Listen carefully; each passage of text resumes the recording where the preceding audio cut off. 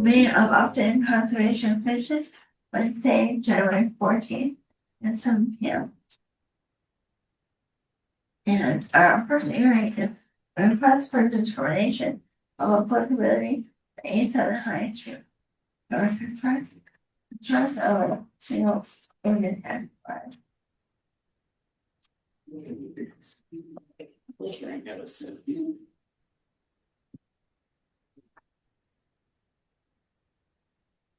Notice is hereby given in accordance with the Wetlands Protection Act and the Town of Upton Stormwater Bylaw that the Upton Conservation Commission will hold the following public hearings on Wednesday, January 14th. At 7 p.m. A request for determination of ability filed by Lexi Hernandez for the construction of a detached garage at 87 Street.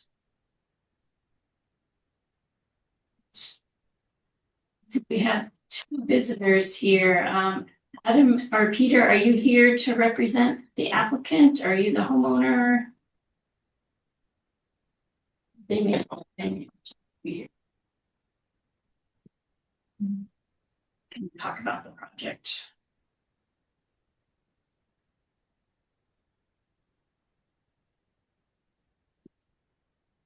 Those are giraffes. Got a bunch of giraffes. African safari. Marcel with an African safari. All right, so this is let's find my review.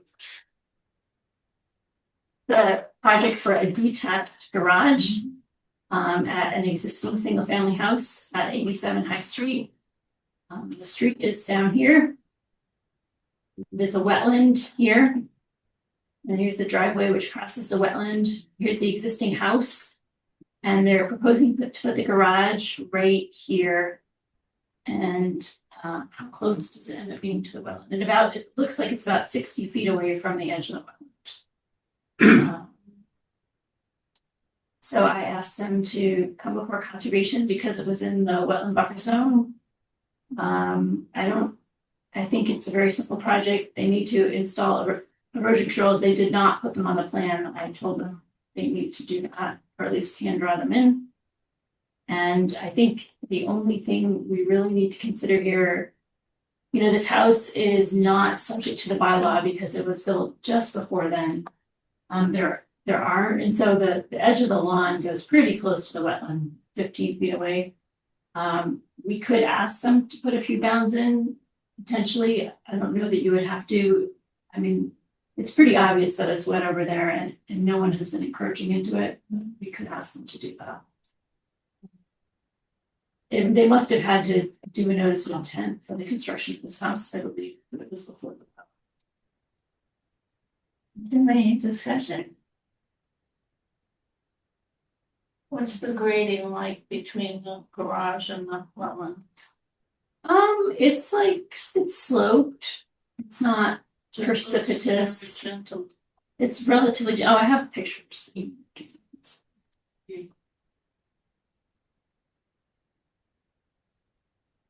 All right, so here we are. The garage site is right about there. My car is parked on the driveway. It's kind of hard to tell. Wetlands over here. So it slopes down, I think maybe 10 feet. Oh, that's not too. It's not too bad. It's not super steep. And the driveway is between the the wetland and the works. So they're obviously going to get a driveway to leave. Yeah.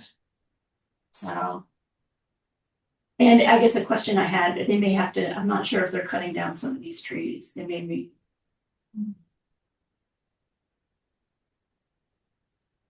So that's pretty much it. Is it gonna be on the slab? I assume it's going to be on a slab. So I guess we can look at the plans. It's a detached garage.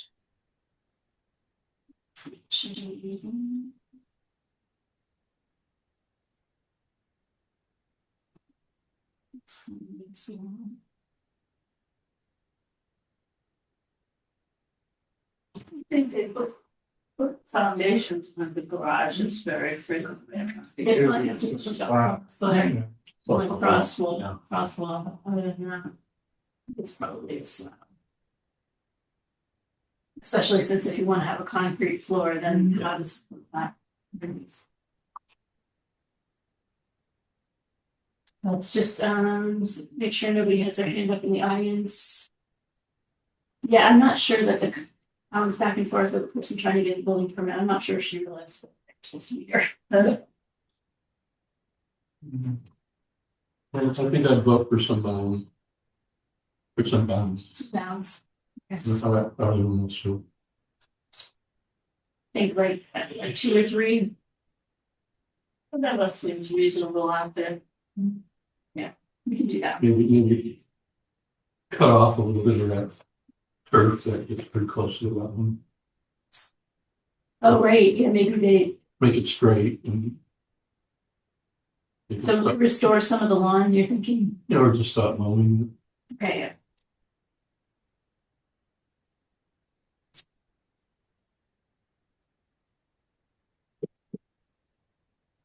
Just wondering, do they have any soil that they have to get rid of? Yeah, that's another question. Yeah, are they gonna be stopping this? Or Right. they might be.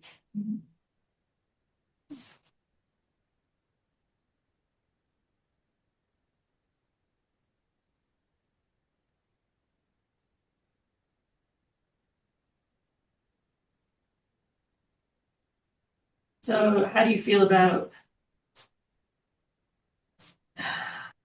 This is a determination, issuing a negative determination contingent upon them.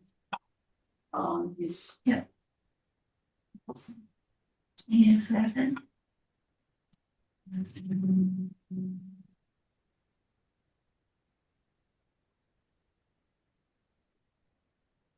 What are we doing? Do you have any discussion on this? Question? No? Okay, do a motion to close the hearing. So moved. Second, All in favor, Chris, aye. Tom, I. Alan, I. Sandy, I. Shannon, I. Marcella, I. Okay, and the unanimous vote of the commission to issue the negative determination. Some condition. Okay, good job. Okay, now we have a little bit of time, so what would you like to start? yeah, I guess we can start with the AG's.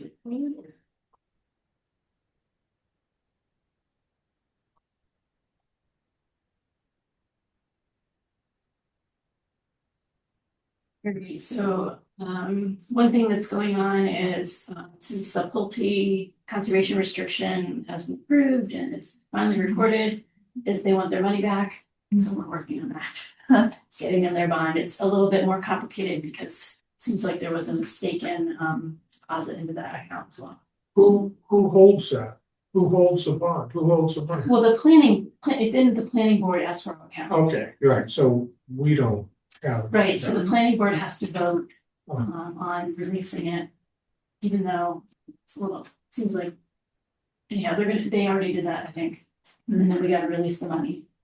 And Bill's working on figuring out, there's an extra, $12,780, which was actually a payment by the condominium association.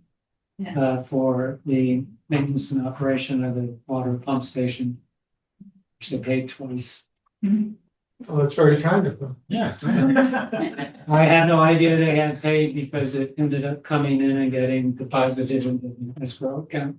Oh, right, it went through the select board, and they probably got the check and didn't know what to do with it, I don't know why, that was odd, yeah. Yeah, I mean, if you looked closely at the check, you would have realized it was coming from, not from Pulte, but from the condominium. Right, But it's easy to fix. Yeah. But it's not something that should be returned to them, to Pulte. right. I will arrange yeah, to have it refunded to the condominium. right. Right. Great, we have to get Pulte their money, which is a different amount. All right,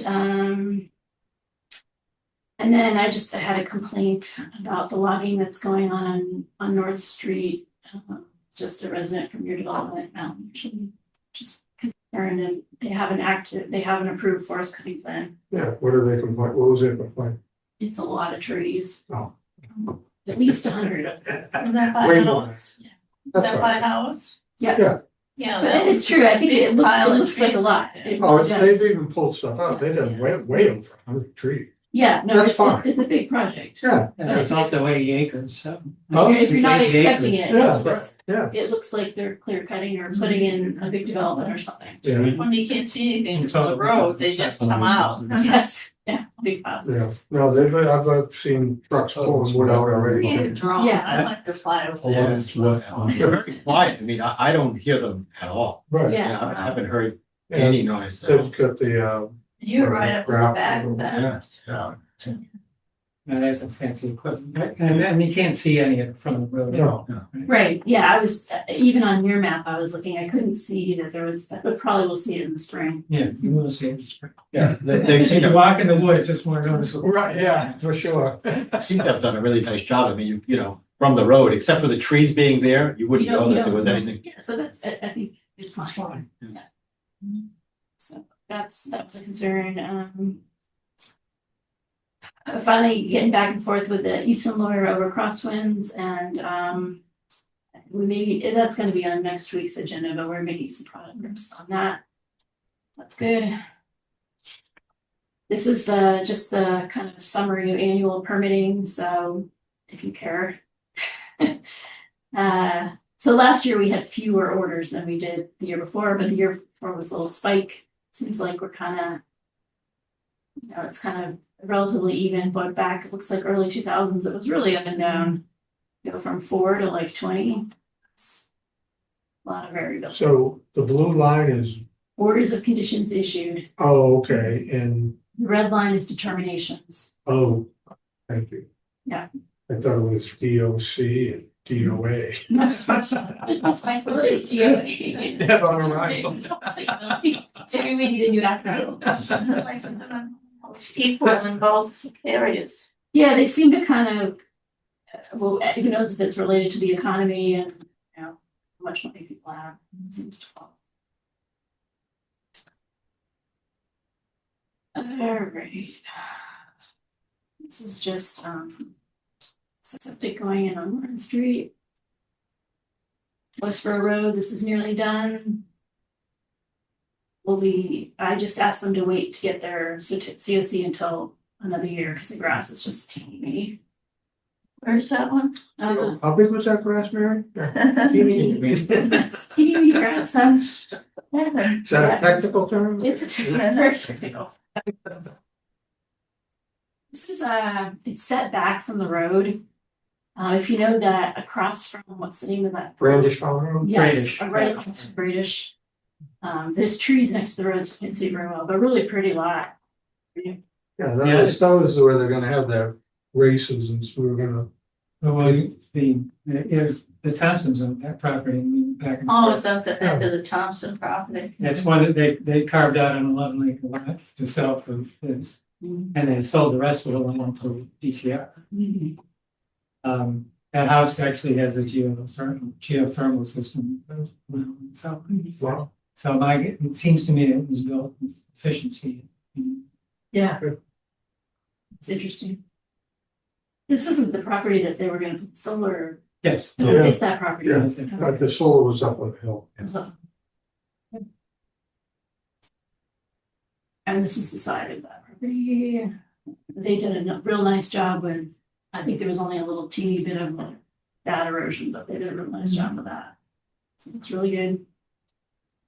All right, this is a problem. I don't know, Bill, if you have an update from the DPW side of things, but this is Crockett Road. This is Peppercorn Conservation Land, and it appears that someone has dumped these piles of wood chips. And these trees were cut down very nearby between these two houses. And the logs were across the street. Again, across the street is conservation land. And also there's trailers and other, not a ton of stuff, but other stuff being stored there. Another trailer, logs. So that's not their property. No, that's town conservation. And they're putting their stuff on. We should go down and sell it. Not some wood. No, Take the trailer. Take the trailer. Take the trailer, load the logs on it. Yeah. Drive it all away. Fernwood, But you know who the people are? I mean, we know, Is yeah. in their pet, Yeah, we're pretty sure it's 41 Crockett Road. We should just ask them to move it and see what happens, I think. and ask them A letter? why, what's going on. over Well, there. I mean, just ask, my thing, just tell them to move, get off the property, and if they do it, then so be it. And it should probably be a letter, so we have it. Yes. Just if not, we can try. a friendly reminder. Wood chips and drillers. And there's a few other things back in the woods here. I don't know, like a piece of fence. There's a bunch of little things back there. Do they think they own it? Is there a No, confusion just- on? I don't think Yeah. so. I think it's just across the road and convenient is my guess. Has the DPW decided to do anything with this? Little? I forget. Huh, I'll have to ask them, but yeah, initially our concern was at least some of it's in right of way. And some of the trees were cut on the conservation side in the right of way, right? Again, I'll have to ask. Yeah, no, some of the trees were cut on the town side of the road, but I think that most of those were right next to the road, right within the right of way, and it was hazard trees, so. And since we're talking about this area, I emailed today about the peppercorn sign down the street. It was vandalized. Oh, it was. Yeah, somebody left a carriage, baby carriage at the parking lot. And then somebody took the baby carriage and put it next to the peppercorn sign and lit it on fire. oh, no. So the sign itself has got some scarring as a result of the fire. That's special. But apparently, the fire chief called me today and said that there were other fires in other places. In fact, I think they set a fire close to the kiosk that the Girl Scout built. But I didn't get the sense there was any significant damage, if any. But They're pirates. Matt Kerr lives in Crockett, he's his grandson. He had a picture of the sign and it was definitely some bumping and such. Yeah, on that topic, I had a call from someone in Milford. I don't know if it was, and that's the person who's in the DPW, right? This must have been someone else. So someone who goes to Peppercorn every day and saw the damage already. So when did this happen? Today? Last night. Last night? Okay. Really? Anyway, he called and he's all, I think he may have talked to us before, but he loves Peppercorn. He goes there every day. He takes tons of pictures. And he wants to offer to do a fundraiser to help repair the sign. And just sounded like a lovely idea. And his idea is maybe to do kind of like that Mount Monadnock presentation, to do a presentation, maybe at the library, because he has all these pictures, presentation on. And you could do a free will offering or charge admission or whatever, and funds would go towards the sign. And so I told him I'd talk to the board and see what people thought. It seems like a really nice idea and offer, and certainly if someone's been taking all these pictures. He's from Milford? He's from Milford, yeah. I got no issue. No, it's Fine, fine. idea. Okay, So so I suppose it's let us know when it's gonna be. yeah, we'll definitely support him. And How do we deal with the donation with the, right, so I did ask Mike Antonellis about this, so we may want to ask the select board if they're okay with this. But once donations are collected, the select board would have to accept them as a donation to the town and then Transfer. transfer, for the sign. It would be lovely. I mean, how many times have we replaced the sign? And- Yep, I want to tell him as part of his presentation that one sign is filled with. Okay. I mean, I have pictures of that sign. Yeah. And I can get those to you. Bad part of town. You need a trail camera there. Mounted way up high. And they one up there get stolen. Well, mounted way up high, you have to put it up with a ladder. Sure, yeah. So that, unless I you should plan get on one. repelling the roof. All right, so that's Crockett Road. So what I'll do is I'll draft a letter for 41 and you guys can review it or send it out. Something.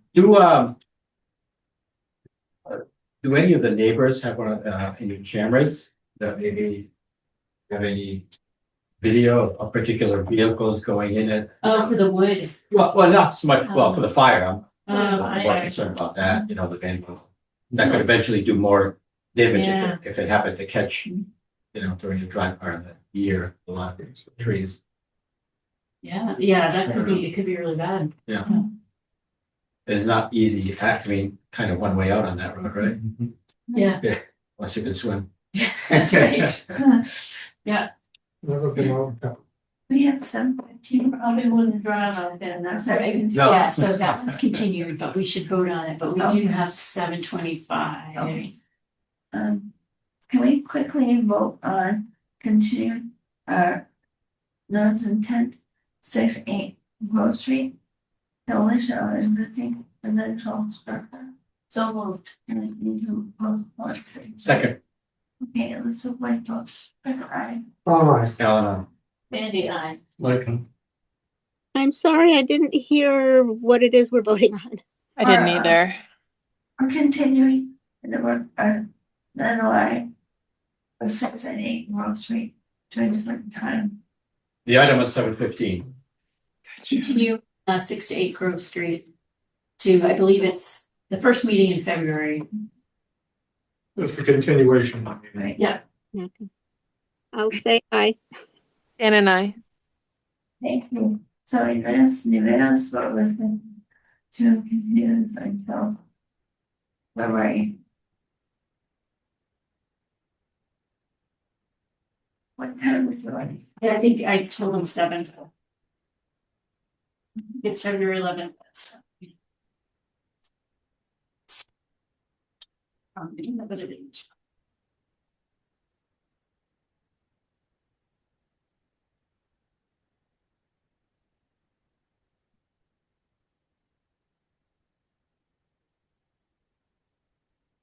Okay, so now we have our 7:15 RDA for 9 Claflin Farm Road. Installation of a swimming pool. Yeah, and I will go ahead and read the public hearing notice. I've been back and forth with the contractor several times and he assured me he was gonna be here. Wait. Notice is hereby given in accordance with the Wetlands Protection Act and the Town of Upton's Stormwater Bylaw. That the Upton Conservation Commission will hold the following public hearings. On Wednesday, 14th, 2026 at 7:25 p.m. Request for determination of applicability filed by Jonathan Caruso for the installation of a swimming pool at 9 Claflin Farm. Here he is. Perfect timing. You're here for 9 Claflin Farm? Yes, Perfect. Excellent. Excellent. All right, I can pull up the plans on the screen, and would you like to describe the project? looking for, she wanted to have a 16 by 32 goodnight swimming pool. Initially, she bought the house. Thinking, being with the builder, assuming that she could put the pool on the side of the property where there's already where she can't, based upon, the pipe there, the water pipe there. So there's a 25-foot buffer. So we had to look to relocate to the back part of the property, trying to get some, to get some. She was told initially she could put a pool on the side, but initially I knew that wasn't the case. I took a look at everything, so we had to relocate everything. So a 16 by 32 goodnight pool, small deck around. I mean, there's definitely, with goodnight, we can make it small, we can make it thinner, just to try to fit a little bit tight. I mean, it's really tight the way you guys presented it on there. She could put a pool there, it would just be very shallow. Yes, yes. Absolutely. Right. So, yeah, here's the proposed plan. I think there's a 30-foot no disturb buffer. Yep. And there's already an existing fence along the edge of that, there's bounds. And here's the 50-foot no build buffer. Yep. Right there. And because the limitations of the lot, they're having to go into that.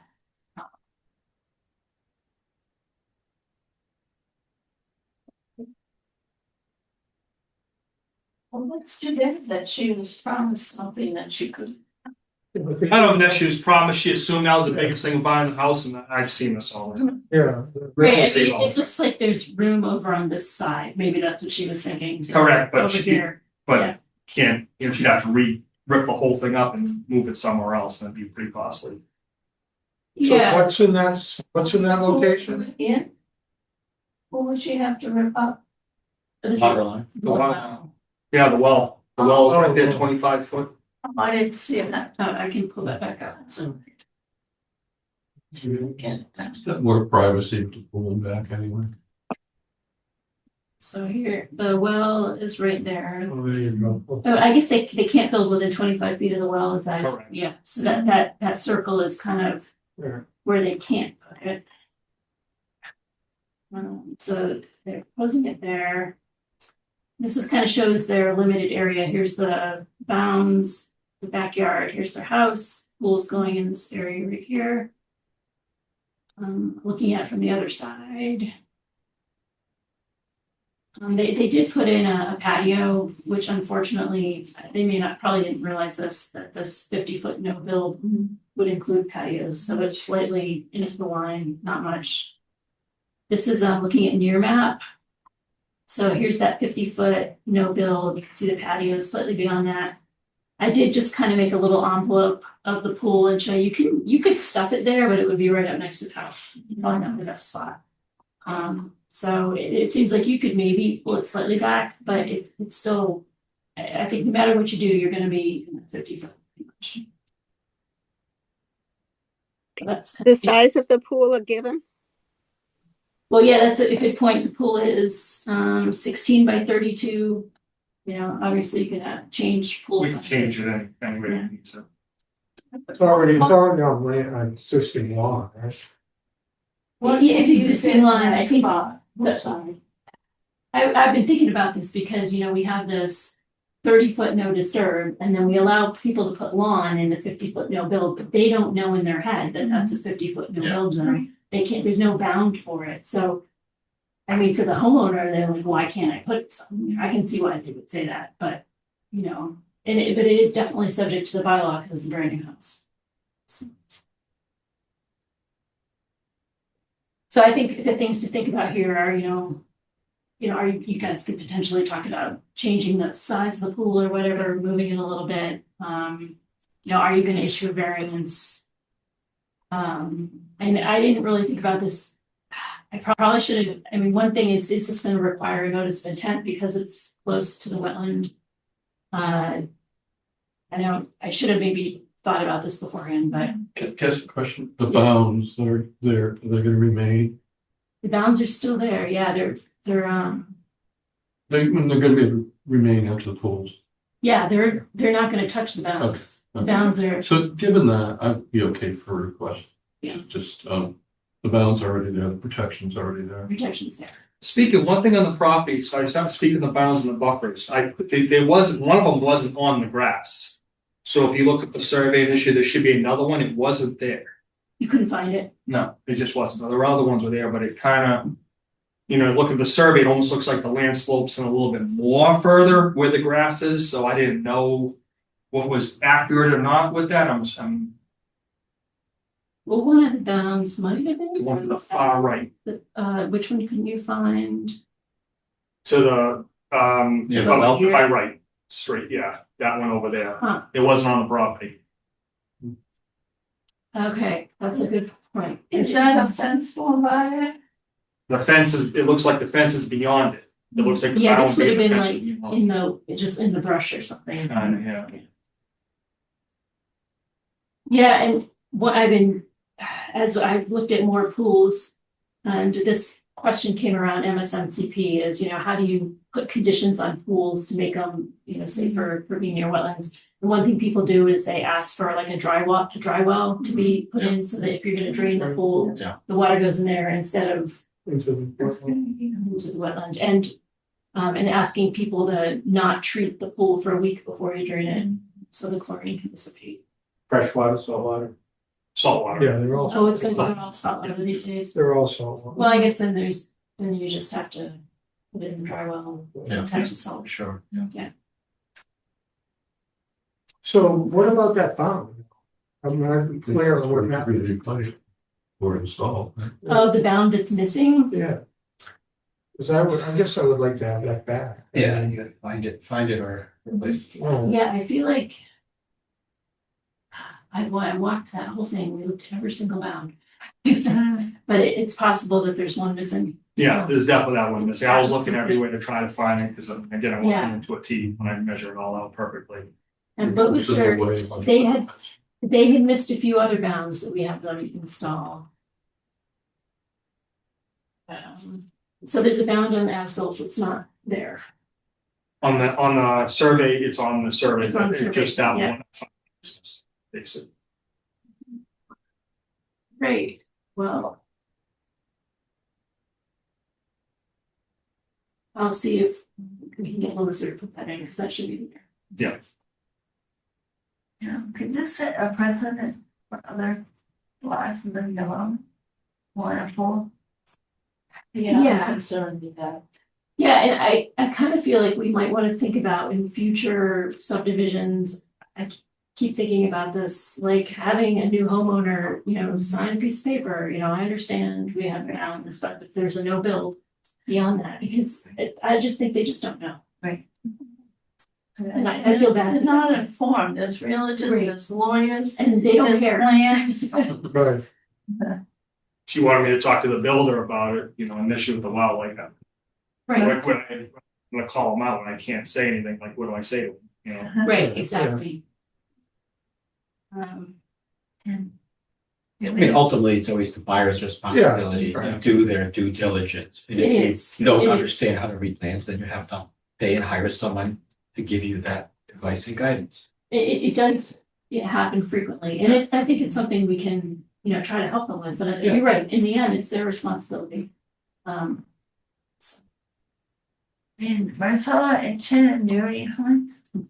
Maybe on these plans, I don't know how it works with the registry of deeds, but maybe we could have the plans somehow color coded so they can see the various zones. And then it's much more It's more clear. obvious, because you say, okay, green you can play with, Right. yellow, need permission, red, no. Yes. Really kind of. It's like a traffic light out. Like really simple, Yeah. Everyone would. That's when they get buried, believe me. Yeah. Yeah, so. Yeah, so you can see the pool really only piece, if you were to make the pool slightly smaller, like say off this end would cut out, it would only really go into the 50 foot just a little bit if you pull it. And even on the right side where the decking is, I could just cut that whole decking there too. Initially, where I could keep the decking, because the decking on the left, it's more important to have the decking on the right, because that's where the sun goes. So if I cut on the left, I push it over a little bit more, Yeah, that it would, would help a little. yeah, I'm good with that. So this sort of above ground? No, in- Yeah, In- so it's not a patio area, it's a So- decking, you're. yeah, just paver decking, Okay. paver decking, You right. wanna explain that again, the decking and the moving of the pool, and whatever you said you could do? So initially, the left of it, if we cut the decking off there, I could push it over more to the left. Oh, move the pool. Oh, move the Yeah. pool over a little bit. Yeah, because the decking's more important for her having on the right, because that's where she gets the sun, so it's better for her to sit on that side. I'm good with that. And what about on the long side? They're gonna want more space there, aren't they? How much? Oh, on space the is other gonna- side? No, on On on this the- side. Towards the house. They're gonna come out of the house into the pool. How far is that? I mean, don't they want a place to sit around the pool? Sitting on the right side. right the side, second yeah. Is where the Just sun is. all the way over there with all the trays. Well, and they the have a car- fence here, I think they're trying to not move their fence. They have a pre-existing They fence. already have a fence there? Yeah, so that's, She's gonna have, it's gonna have to all come down, some of it. oh, really, well, maybe she She should. made move it. it. Yeah. Yeah, I think if you just slide it to the left, I have no issue. So do we want, do you guys want to see like an edited plan before? Yeah, approving sure. it? Yeah, Oh, yeah. That's good. I have a question. So we asked the bound to be replaced. Also, if I was gonna ask for that dry well, and it should be shown on the plan, and I'm kind of guessing maybe the dry well should be, at least 100 feet from the well. Um, Yeah. You want it, especially the salt well. Yeah. You don't want it too close in to the well. Salt water is good for me. That tastes good. Makes you thirsty. Electrolytes. Yeah. Now, should I wait first if I had to redo the plan? Should I wait until that extra buffer goes up? Because I like to hit that buffer. It makes it a little bit easier for me to go out, remeasure and do it very to a T. The other bound. The other bound, yes. All right, I think that's kind of up to you. I mean, I'll call Lobusser, but I don't think they're gonna be like jumping on top of it right. immediately. Gotcha. And I can do, I'll do it and we'll do it to a T. I'll make sure it's done right. So, and a little idea of how much will be sacrificing here for your pool? It's mainly just more the deck. So how many square Well, feet yeah, will maybe- that all be? That's Maybe what I when you wanted some redo numbers. the plan, Yeah. you can kind of calculate how many square feet are within that 50-foot no build zone. Can Yeah, you do I can that? put all the Yeah. calculation and no bills on, I'll write that down. Yeah. That's all. And these lots are small, so we can't really ask for any replication of that anywhere. Yeah, I kind of thought of that. Let's see, let me go back to the aerial. I mean, if they wanna replicate, Well, they have two fences there. so look at this area here that there's all, I mean, the well is in there somewhere, but this is kind of like no man's land, really.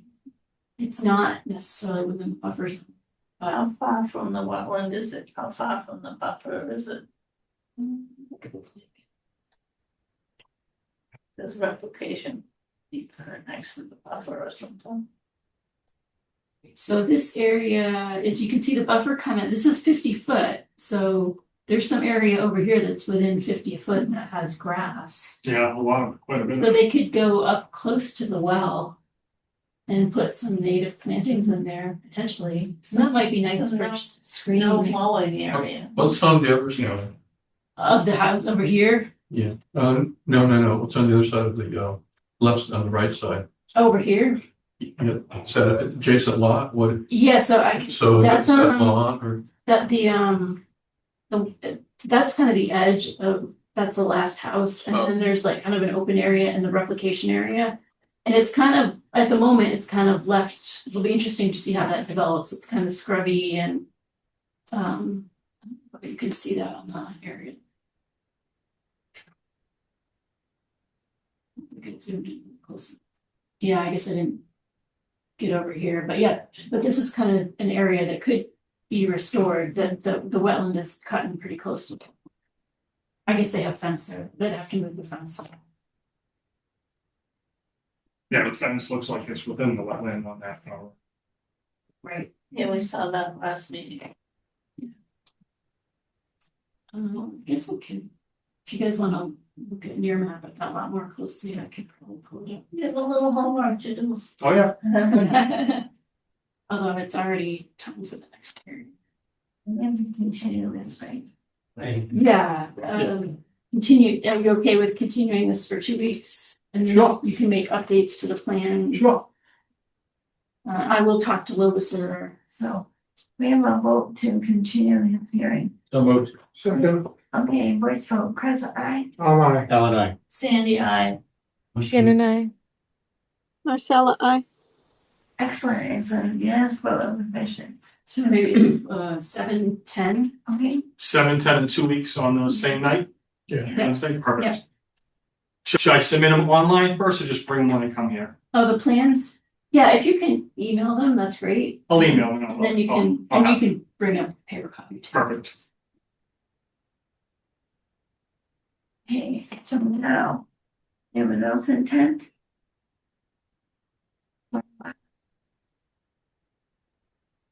11B, East Street, construction of a septic system within the wetland. Thank you. For those in I did not. Who's the Kelly house? Yeah. Public hearing notice is hereby given in accordance with the Wetlands Protection Act and the Town of Upton Stormwater Bylaw that the Upton Conservation Commission will hold the following public hearings on Wednesday, January 14th at 7:35 p.m. a notice of intent filed by the Kelly Family Realty for the construction of a septic system within the buffer zone for a new single-family home at lot 11B East Street. And this is a little bit of a complicated filing, the way they decided to do it. The septic system falls within the buffer, so they filed a notice of intent for that. And they filed they did an old permit. They filed a stormwater permit for an administrative land disturbance permit. And so I kind of reviewed them a little bit together, just because we're looking at both of them. So that's what's going on here. And I believe Adam is here to present the plan. Adam, do you have the plan? Hi, everyone. Adam Hunt with Gary and Howland on behalf of the client. The project is, if I could just share my screen, please.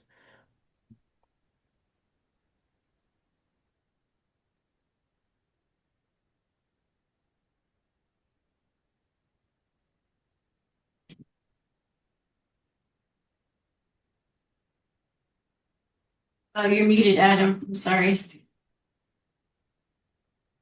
I'm getting muted, it was just talking. Yeah.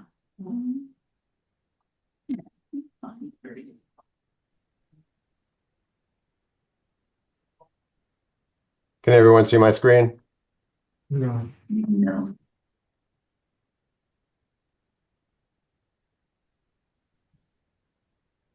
There we go. No. Oh, okay, now it's, okay.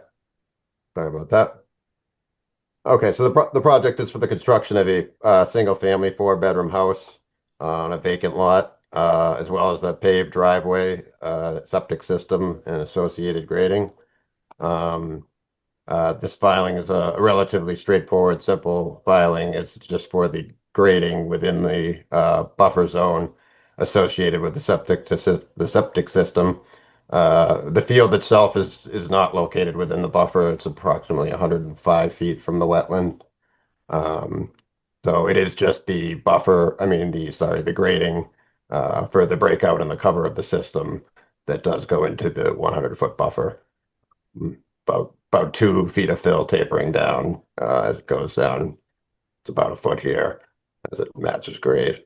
We're proposing silt fence in between at the edge of the property along the limit of work and in between the no build line or the property line and along the limit of work. We had considered putting the septic system at another on the other side, but based on testing from the adjacent lot, it would have been basically even shallower and more mounded. It would involve pumping. We would have to shift the house a bit. We're trying to keep the house centered, so ultimately it made more sense to put the septic on this side of the lot.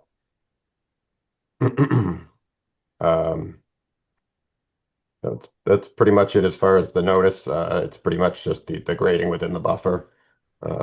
So take any questions.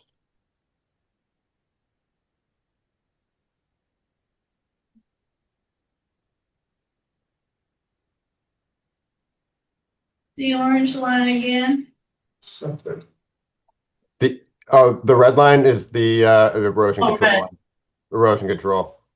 Oh, okay. I Thank you. apologize, should have been clear. The yellow is the 100-foot buffer and the blue line up top is the wetland. Yeah, okay.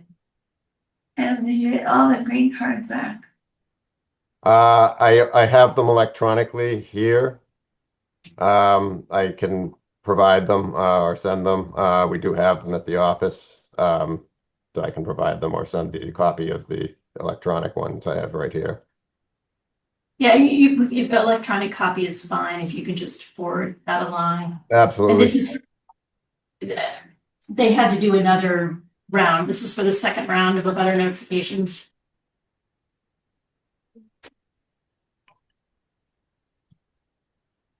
So, I'm Anyway. sorry? This was for the second round of abutter notification. I believe it is, yes. Okay. Do you have a DEP number? Yes, they do have a Wow. DEP number. I know, I was impressed. They got a DEP number. I think the only thing the board might want to consider for the NOI is if you want bounds, I think And where to put them would be the question, because they're not really going into even the 50-foot no build zone. It's kind of a field going down toward the wetland, it's farmland. I have pictures in my report if you want to look at it. So that would be a question, and actually the property line is right here, so they're not gonna be, they wouldn't really be able to go much closer. So I'm not sure the bounds are necessary. Adam, did you see my comments about the ALDP? I did just briefly earlier. Yeah, so just the for the ALDP, we should see a construction entrance on the driveway. And then I need to see the limit of work so we can verify it's within the 20,000 square feet, that all the work is happening in that 20,000 square feet envelope. Okay. And yeah, so we just need the limit of work shown on the plans, and so you can kind of show where the 20,000 square foot of disturbance is. Okay, understood. Yeah, so that, oh yeah, and there's another question. It wouldn't be on this lot, and we have to talk to the Kelly family. There's two potential vernal pools up near here, and one of them is on Kelly land. So I guess the question would be, would the Kellys be willing to let us look at one of those vernal pools to see if there's, to see if it can be certified? Okay. They're far away, but they're on the property. It's like 500 feet away or more. Okay. It's just a question. Okay, sure. On this lot? So one of them, so this lot hasn't been officially subdivided yet, has it? I'm not sure. It's not on this lot. The lot is off the bigger Kelly parcel. It's off the bigger Kelly parcel. So maybe it might not be applicable. I think it's been a while since I was involved with the A&R portion of this, so I apologize. I don't remember off the top of my head if it has been yet. But I can definitely get back to you on that. Well, if it has, then you can check the registry, To see if it's, yeah. see if the plans, Yeah. I should know since I'm planning. Right. I can't remember. You can't remember. And actually, I should know since I'm sort of board of assessors. Well, they have to pull it, they were trying to pull this had to be pulled out of chapter 61, right? I feel like we've. Yeah, it was a chapter, so I had to go out through that process as well. Yeah. That part, I do remember talking to them about. Right. I just can't remember if we've already seen it at the planning. Okay. All right.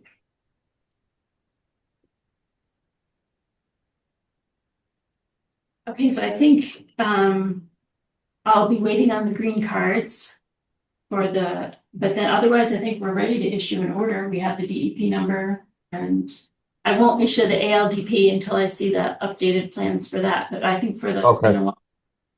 NOI, we're ready for that. Anyone have any questions or comments? Yeah, just have one more. Tell me again why we don't want bounds here.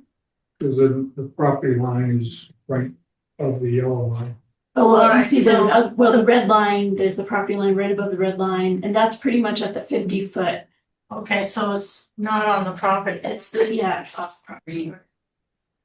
So, Is this the one that has the river pond on it, or is that one over? Yes, so if we get to back to my agent report, there's a picture of that pond that we did the emergency cert for, which I don't know if you guys ever got up there to do the dam yet. Every time I drive by, I'm like, is it lower? The answer would be no. No, not. Not last time. okay, I'm all set. So. What, any other comments, Mary? That's it. Any other comments? Discussion? Okay, we have a motion closing. So move. Second, The two already vote, Chris, aye. Tom, I. Alan, I. Sandy, I. My God. Dan and I. Marcella, I. That's unanimous vote of the commission. And so let's have a vote to issue the order when they're ready. Motion to do this. Second. Okay, let's voice vote. With the aye. Sandy, I. Bye-bye. Dan and I. Marcella, I. Excellent, unanimous vote with the commission. So when Mary has the order, ready, and all the. Phone soon.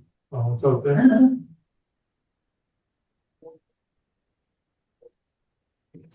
Yeah, I'm pretty sure it's in. Sounds like the ice cream truck. So are there any orders we want for us? Any conditions? For this one in particular? No, I can't really think of any, nothing special. Well, 11 is certified. They're both. Well, yeah, I guess if, I don't think we would really have standing to require it, but we could ask the Kellys if they're. And if it's off-site, we probably shouldn't. Okay. Well, I don't think there's any harm in asking. Right. It's not in connection with this. Right. Should make that. That's right. Okay.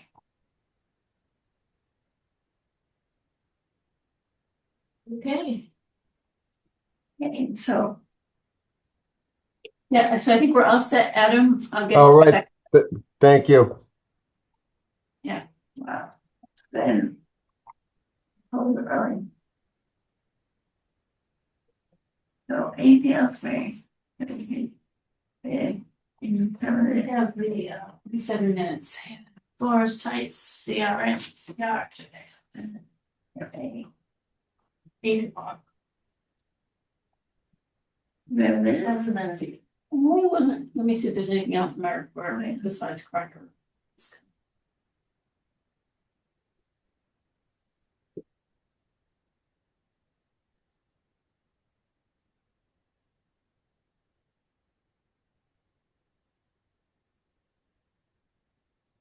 Really, a bunch of trees going down near Short Drive.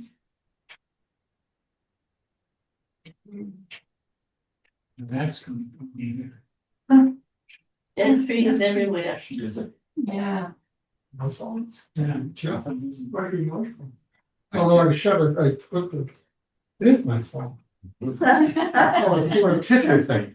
oh, I had it on fun too. When it does that, all of a sudden, there's sound with your pictures. Yeah. They're It's like these phones have a little light in their They're own. taking risks. They're testing us out. Phone call SOS today, and we found out what that was.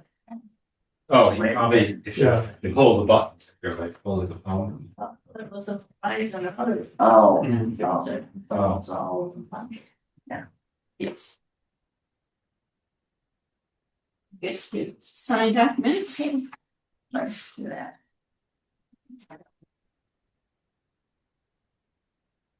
There should be 3 of them.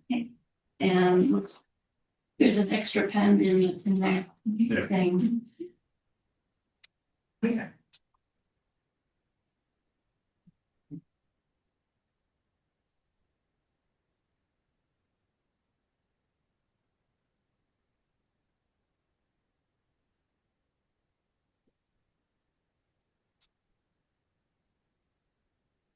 I guess while we're sending documents, we can move on to looking for minutes and stuff. Is she here? Well, there she is. Hello. Let me just pull them up.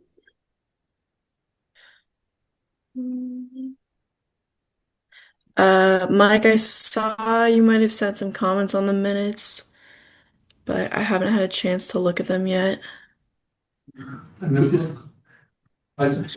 There are just some edits on the January 10th, I think, December 10th. Okay. Nothing too. Well, this is the unedited version, so did anyone have any additional comments?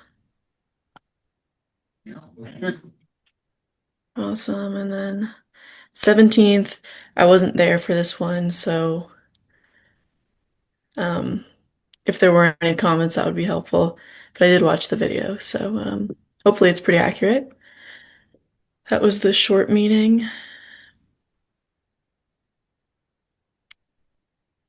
And yeah. Don't take notes.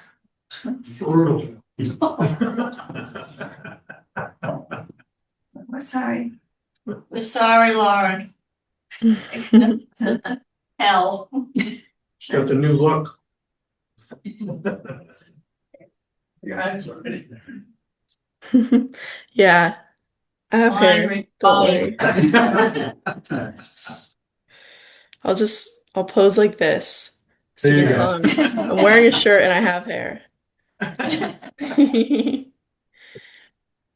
All right, that's all for the minutes. And then there was 2 vouchers, one for Mary's mileage and one for plowing the Peppercorn Trailhead, I believe.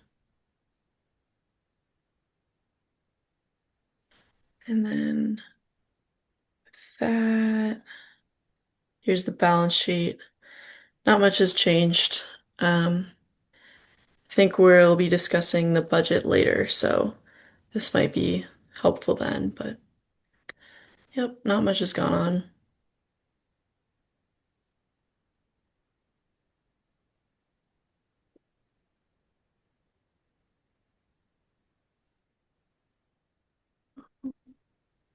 I don't think there was a motion to approve the minutes. We have a motion. Minutes. So moved. Second. Both sets. Both sets. Well, yeah. Really cool. Well said.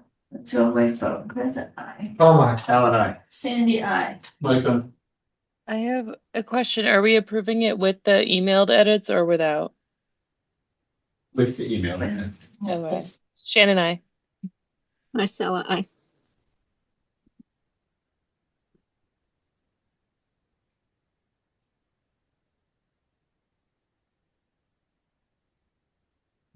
So there's a unanimous vote on the favor.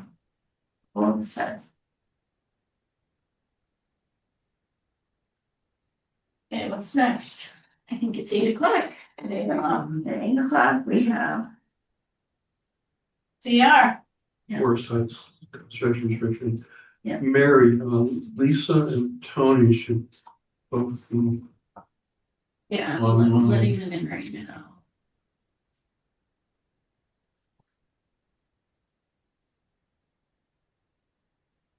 Kathy Taylor too, probably. Also.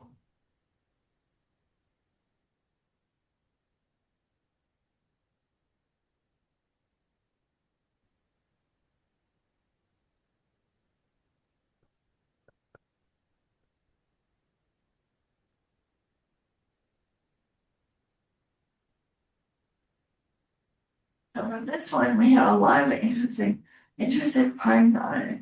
So we need to run this way by looks. Hi, Lisa. Hi, Chris. Hi, Hi. everybody. Good evening. So it's reviewing and approval of draft Forest Heights. Yes. Can I ask before we start, is Kathy, She's here. she's there, okay. Kathy, she might not have her camera. I would, through the chair, I would ask, to kind of give the floor to Tony. To come up and to bring us up to speed on what's been going on. Yes, thank you, Tony. Great. So what I'd like to do with your permission is I'll share the CR in just a minute and pull it up and walk through some of the changes that SVT and Metacomet would like to put into the CR. Before I pull it up, I just want to say just a few quick things. In general, and I'm sure Metacomet feels the same way, but SVT, we work really hard to try to respect Indigenous rights. And it's a priority to do that in our organization. And it's also a priority to try to protect Indigenous features. When we do that, we do have to work within the confines of certain legal documents, one of which is a CR, which does restrict us in some regards. And we have an obligation, much less than you do. The primary obligation falls ultimately on the Conservation Commission to preserve the conservation values of that CR and of that property. So we work really hard to try to strike that balance of respecting and protecting indigenous rights, at the same time protecting the conservation values of whatever property we're dealing with within the confines of a document that is long but limited, and that's going to be interpreted, 20, 30, 50 years from now. And understanding that we can't solve every problem, we can't necessarily foresee every issue, and even the issues that we can foresee right now, we have to have a process in place generally to help deal with them, but we can't necessarily deal with every single detail right now. So I just wanted to say that, and I also wanted to say we really respect and really have appreciated the input from Kathy Taylor and everyone else, and I've had a number of conversations with Kathy, including just an hour ago. Really appreciate her input and her help. I don't know that we necessarily agree on everything, but it's been certainly a learning experience for me. And I wanted to say thank you to her at the outset. And with that, with your permission, I'll pull up the CR and we can start walking through some of these issues. Okay. Yes, please. Okay. Can you guys see this? Not yet. There it is. I'll make it a little bigger too. My eyes are going. Yeah. So this is the CR, the first statement of the grant here. Tony, could you zoom it in a little bit more, please, at least for me? Make it a little bit bigger, Mike? Yeah, please, if you don't mind. Yeah, I'm with you. How's that? A little more? I'll try again. Yeah. Lower. A little more. How about that? Works for That's me. good. Okay. These changes here were really from DCS. They just wanted to get rid of some of this language and just really rely on the plan. So there's really, I don't think there's anything controversial there unless you guys have any questions. Going down to the purposes, Mike, we did have a conversation with Kathy. You point to a high point on the premises that provides a long distance northerly. Kathy thinks it's southerly, but we can sort that out, I'm sure. Okay. Just going quickly through this. Here's a paragraph. Now remember, this is all under the conservation values. And under Indigenous Cultural Landscape, it recognizes the Bonner Natural Area. Kathy had asked that we change, I think Mike, you did as well, that we change the word may, get rid of may, and say contains significant features. And Kathy had said that it wasn't the Tribal Historic Preservation Officer, but the deputy, so I added that in there. The other thing I did is, you'll see here that we say coordination with certain tribes may identify cultural features and landscapes on the premises, which are relevant to the values of contemporary Indigenous communities. This paragraph just says, hey, here's a group of tribes and organizations. It's meant to be broad. And SVT internally, we've had a lot of conversations about this. We want to try to be as inclusive and as broad as we can. We want to at least recognize the variety of Indigenous peoples we have in the Commonwealth. None of this means that the grantor, you, the Conservation Commission, ultimately have to grant access to any or all of these tribes. It just includes all of them in an attempt to be inclusive and respectful. And frankly, if you don't include them, you've kind of excluded them. That kind of eliminates your option down the road now or down the road to have a different tribe, besides the Aquinnah, which I know Bettina's involved in a process. So that's why we think that's important. And again, it doesn't mandate that you actually allow any specific tribe or all of them or any of them. That's up to you, the Conservation Commission. And all this does is just. So that's that. We fixed the meta comment. And then we come to the prohibited acts and uses. There was no changes there.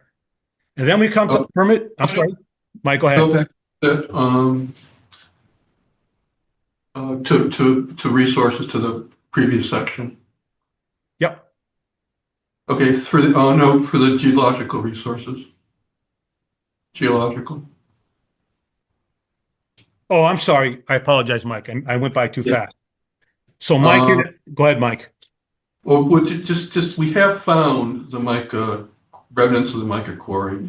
So changed it from made to the premises contains the remnants. And there's also, based on aerial imagery and James Bates Senior, there was also a gravel pit on the property, which is overgrown now. So those were the edits there. Great. Sorry, I missed that. Prohibited action uses, there were really no changes. And then we come to permitted action uses. And I just want to, again, remind everyone that under this section, this is what the grantor may conduct or permit. Okay, the grantor ultimately this is going to be under the control of the Conservation Commission, all of you. You don't have to do all of this, but it's up to you, up to your discretion, subject to whatever provisions are in this section. And it's meant to allow you sufficient leeway to protect the conservation values. Obvious things like, vegetation, mowing, removing invasive species. I mean, this is obviously important, but it's clear that it's not mandated, but the power is there for you to use it to protect the conservation values.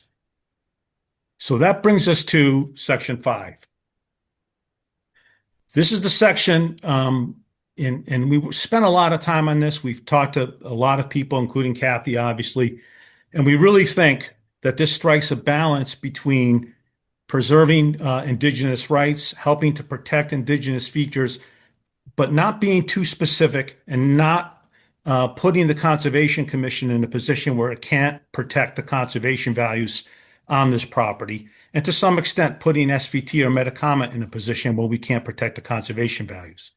What this section says, very simply, is that the grantor, ultimately the CONCOM, is going to have the ability at your discretion to allow, state or federal tribal historic offices to go out, conduct surveys, and to identify indigenous features, ceremonial, religious, or culturally significant features.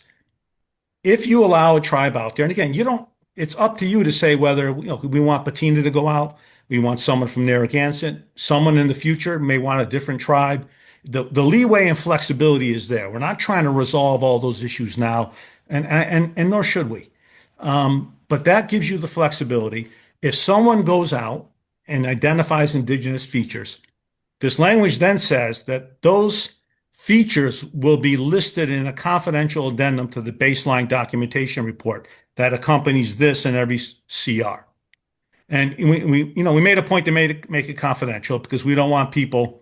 This is a public document, the CR, and we want the baseline documentation report addendum to be confidential to make sure that people don't have access to it for obvious reasons. We don't want people necessarily visiting these sites and potentially disturbing them. And then it goes on to say that prior to conducting any permitted activities, and that language is purposely very broad. Before you can do anything, if there's an indigenous feature that's been identified, before you can do anything, okay, with respect to that, anything that would affect that feature, remove an invasive plant, whatever it is you think you need to do, there's a process. You have to notify the relevant office, you have to at least 60 days in advance, and then you have to conduct the work in coordination with the Tribal Preservation Office, unless they decline to participate or otherwise don't respond. And it provides for a copy to be sent to SVT and Metacomet. Now, we think this strikes a really good balance between preserving indigenous rights, preserving indigenous input into these features, and protecting indigenous features, while at the same time ensuring that if a Conservation Commission has to do some permitted activity, there's a process in place that allows the Conservation Commission to do that and to fulfill and protect the conservation values of the CR, which is also a concern for SVT and for Metacomet. And we think this does a good balance of doing that. Does it go into minute detail? Does it involve, go through every single step of the process? No, I think it's important that we have a process in place. We made it clear that this is going to be done in coordination with the Tribal Historic Preservation Office. This should be a collaborative effort. And we have to work together with whoever we're working with in good faith to both protect the features and, if necessary, address concerns on the property to protect the conservation values. And I know Kathy had previously had some language that I'll address in a minute, and we can go to it if you'd like. The language, and I'm not being critical, but the language that was proposed, I think I know what they were trying to do. They tried to put language under the archaeological section, but the language itself just basically talked about permitted uses and was so broad that it would, read literally, would prevent the Conservation Commission from doing anything on the property without first going through this long process that really was just too cumbersome. And at the end of the day, abdicated some of the responsibility to protect the conservation values. As I said to Kathy and others, the Concom principally has an obligation to preserve the conservation values, but so does SVT and Metacomet, and we can't rely on a third party to do that. So at the end of the day, this process, I think, really strikes, and I know Lisa feels the same way, strikes a good balance between giving the appropriate notification to the tribal historic offices and allowing work to move forward ultimately if it has to. And I want to make it clear, you can allow, this says that, you can allow surveys, drawing, whatever you want, whenever you want. There's no limit. Okay. You can have someone go out every year if you want. You could have Bettino or whoever you'd like go out every single year. And if there's something that's identified as an indigenous feature, it can be added to the addendum and it will be subject to the protections in this provision. Now, I want to go on to the next section because these two are important, are related. And I know that Kathy had some concerns about the archaeological investigations. First thing I want to make clear, as I said, prior to conducting any permitted activities, so before, I know this is under the tribal survey, but before anything can be done, if there is a feature that's been identified, nothing can be done until this process in paragraph 5 is followed. That includes archaeological investigations. To make that crystal clear, I added this phrase, subject to the provisions of paragraph 5 above, conducting archaeological activities. Now, I spoke with Kathy about this earlier, and I think she acknowledges that paragraph 6 is governed by paragraph 5, but her concern is that what happens if an archaeologist goes out and is, no, I have to back up.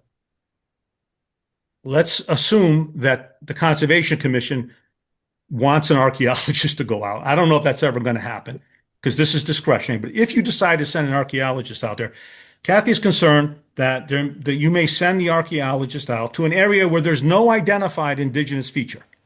Now remember, an indigenous feature can be added at any time. But Kathy's concern is, well, let's say the archaeologist goes out and starts digging. What if the archaeologist finds something? And correctly express some concerns that we really can't count on the archaeologist to protect anything or take care of it. And I get there's been some bad actors in the past, and I respect that concern. But I would also say that I think we've addressed that in several ways here without trying to micromanage it. And I think it would be a mistake to try to put too much detail in right now, and I'll explain why. First of all, again, if it's an identified feature, nobody can touch it until you go through the process in Article 5. If it's not identified, I will say this. I know there's been, as I said, some bad activities, bad actors in the past who haven't protected indigenous artifacts. We have to rely on the good faith of people to some extent, that people are going to do their jobs responsibly. But the good news is paragraph 6 gives not only the Conservation Commission, but two other entities the power to ensure that happens. If you look at this section, it says conducting archaeological activities, but only in accordance with an archaeological field plan, okay, and a plan that presumably has to be prepared by or on behalf of the grantor, you, the Concom, and approved in advance by the Mass Historical Commission state archaeologist and by the grantees. That's SVT and Metacomet. I want to pause for a second. Before any work, if in the unlikely event you or some future Conservation Commission want to have some archaeological work done on this property, which I suspect is highly unlikely, but it's possible. If you do, there are 4 separate eyes that have to look at this and approve any plan. the Conservation Commission, the Historical State Archaeologist, SVT, and Metacomet. This section gives Metacomet, SVT, the state, and you the power to dictate whatever terms we deem appropriate to ensure that this archaeological investigation not only protects the conservation values, but protects potential indigenous features. For example, SVT or Metacomet could say, wait a minute, as part of your plan, tell us how you're going to protect indigenous features. Or, even further, as part of your plan, we want you to have a tribal historic preservation officer present when you actually start digging. There are a bunch of different ways to do that, but trying to do it in this section gives everyone the chance to do that in a responsible way. And I would say that trying to come up with language now to figure this all out is not only cumbersome, I think it's a mistake. If you don't know the precise archaeological investigation you're talking about, you're kind of hamstrung in trying to figure out what the right process should be. And if down the road, the Conservation Commission or anyone else wants to do an archaeological investigation, they're going to have to go through all these hoops. And everybody will have a chance to address indigenous rights and indigenous features and make sure there's a plan to deal with that. And so again, I think this strikes a really good balance with protecting known features and making sure that any archaeological investigations, again, in the unlikely event that you or someone else actually does that, has a plan so that everything is protected. Okay, let me move on. And then here, Mike, these are some trail width limitations. And I think that Vanessa agreed to widen them a little bit, if I remember correctly. Yes, Vanessa agreed to 5 foot and 3 feet. And let me just finish going through, then I'll go back and ask if you have any questions, of course. And here's the parking area. And I know that, Kathy had reached out to Bettina. Bettina, Mike, you want to talk about this? Do they want the parking area on the other side? Sure. Yeah, we can talk about now. Like Tony just said, Kathy has told me that Bettina Washington walked the property with her earlier this week, and Bettina strongly feels that the parking area should be on the left side of the frontage lot rather than the right side of the lot where it is now, because of some cultural features in that area.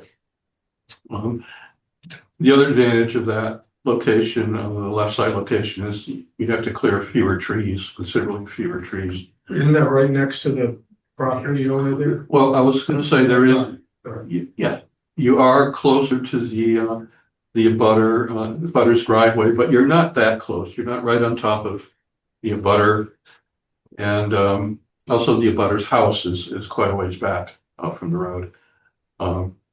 Vanessa, this grant administrator for the state, initially wanted it on the right-hand side, but I think she'd be amenable to moving it to the left once it's understood that there is a resource that we're trying to avoid impacting. So I would we can, maybe at some point commission might want to take a vote to allow a parking area to be on the left-hand side. Metacomet, we've already got a recorded plan. We'd have to have our surveyor modify the plan. We would re-record it, but that's not really a big deal. We could even show on that updated plan, we could show both parking. And Mike, I think part of this is going to depend on whether, the state will allow the parking area to be moved. Right. So we'll have to have, if the commission is okay with it, we'll have to have a conversation with Vanessa just to make sure that she's all right with it. But I suspect she's already, I've already kind of opened up this conversation with her about the cultural resources and the parking area. So she'll be expecting a further conversation about it. Great. Let me just see if there's anything else, and I'll just ask if there's any questions. And There was really nothing there. I think that was pretty much it. Those were the big changes. Let me just make sure and I'll stop. I corrected the dates, I think, and then we'll have to double check all the names to make sure I've got everyone right. But I think that was it. If there's any questions, I'm happy to answer them. So if someone has a question, you can say your name and then ask one question. And do you have anyone on Zoom with a question?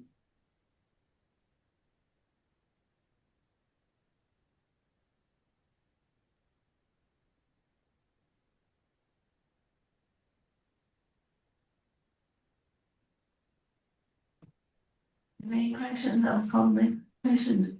No? Yeah.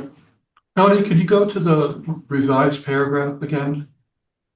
I just want to throw one thing out, one extremely minor little change. I noticed, didn't notice it before, but something just to consider. Okay. This one? Yeah. Prior to conducting any permitted activities that move, displace, or disturb any features identified in, would you consider in an addendum rather than the addendum? That would open up the possibility that there will be more than one addendum someday to the baseline report. It Right says, now, yeah, it says right any now- confidential addendum. What would your proposed change there, Mike? But it's in the second, the prior to any features identified in an addendum. Oh, sure. Yeah, yep. And okay. I don't think that's a problem, Lisa. I don't see that. You're just suggesting if there's more than, I mean, I think it's probably. That would make, if 50 years from now, there's 3 addendums, that would be a little bit clearer than. Yeah, maybe I'll just say in such an addendum, just to make sure that we're referring to the addendum in the prior sentence. Or no, you don't want that either. Yeah, I'd say in an addendum. In addendum. My only concern about that is I want to make it clear that it's referring to the confidential addendum in the baseline documentation report. But well, I guess what I'm trying to say is there could conceivably be 20 years from now a second addendum to the baseline report based on new information. Could be I think we can deal with that. Let me think about that. I could say one or more confidential addenda, or we could say listed in a confidential addenda to the baseline documentation report. Mike? Yeah. Sure. I mean, the addenda is basically a living document because, if every time something confidential is discovered of value, it would be added, right? You wouldn't, if each year, I'm just using a crazy example, if each year a new item is discovered that needs to be put and marked as, as confidential, you wouldn't have one addenda for each of the years over the next 50 or 100 years. I think you might not touch the original addendum, and then based on new information, you might have a second addendum that was independent of the first one. I see the point, which is that if you just have a first page that says addendum, you can put behind it, Mike, year after year, any additional features that are identified. So let's think about that. We don't have, I mean, I get your point, Mike, but I'm also hearing the response, which is a good point. Let me just think. Should we date each addendum? So we can say number 1 on this date, then number 2 on this date. Thank you, Joe. Sorry to bring it up. I just noticed that. So yeah, it's okay. I think it's covered, but let's think about it. Thank you. I think we should probably talk about the parking area while we're all here. The what? Parking area. On which side? Yeah, I'm in favor of the left. I'm in favor of the right. I think we're just having problems if we put it next to their lawn. Yeah, but when you see the area, it's no big deal. It's not that Well, close to their yard. I think it's gonna be a problem I think it'll be a problem. I think the right. If I understood the conversation last time, you can have the parking area and not affect the cultural artifact. Well, Bettina Washington, and Kathy, who has now seen the property, feels that there could be an impact. Yeah. Okay, I So- struggle, I mean, if I was showing that would be different, but we've been through this stuff before with parking lots next to houses and trails next to houses, and it's been nothing but a problem. And I think we're making problems for ourselves. I think we have some parking areas that have been problems and others that haven't been. I see that there's enough room here. Yeah, I would have a conversation with the homeowner. If he's or she is okay with it, then I don't have an issue. But I also think we need two pieces of information. I think we need to understand what is the homeowner's point of view? Are they a hard no and it's gonna be a real issue, and then we factor that in? And also, what is Vanessa's real opinion? Is she open to it, right? You said she might be, but let's propose. It's gonna be yes or no, but I think we should have a conversation with the homeowner first. Understand if that's going to be a pain point, because he is a town resident, and if he doesn't have an issue and Vanessa doesn't have an issue, then. Yeah, I'm okay if they don't have an issue, but I think. Force it, doesn't seem right. I just don't have a problem. I personally wouldn't leave it up to the homeowner. No, we're not leaving it up to them, we're just getting their opinion, we want their feedback. But you get their feedback, if they say no, I wouldn't automatically, No, sacrifice, let me finish, I wouldn't automatically sacrifice the resource for the opinion of one homeowner. Oh. And again, I said, if you look at it, if you guys haven't seen it, you should go up to the house is way back. Yeah. Even the driveway is quite a distance away from where the parking lot would potentially be. It's not like you're right on top of it. Not abutting. I mean, it's not, Yes, parking lot won't be Right. right off the drive. And plus, we don't, there's two other factors. One is you're clearing less trees. There's some fairly sizable trees on the other side. Cheaper. And it'll be less expensive to construct a parking lot for the town. And let Bill, I have a question. So if you put it on the other side, on the right side, leave it on the right side, isn't the impact on the abutter on that side roughly the same as the? There's quite a wooded buffer. Okay. Yeah, it's completely, there's much more wood over, if you put it on the left side, it's right, bit along. is there a way to protect the resource that wouldn't be near that spot on the? Well, that's the opinion of, Kathy, I know Kathy has her hand raised. Yes. But Kathy told me recently that Bettina was writing a letter. So The letter I sent to you. I sent you the letter. sent me the letter. Good night. The issue is there are two ceremonial features down there. It's a really, really long line, and those two stone walls in the front continue it. It's quite an extensive, long, aligned stone wall, and those two features close to the road are part of it. And I don't think the parking lot should be there. And Bettina did write a letter, and it's because of cultural features. It's not just because, and it's she requests that it get moved. Okay, Kathy, I don't see the letter. We got it, Mike. Kathy just emailed it just about half an hour ago. Oh, do not I see it. just got it. Yeah. I mean, Okay. we're kind of running. This is a letter saying, Okay, can I bring up a few other things? yes, Okay, on page 3. Let me get there, Kathy. Hold on a second.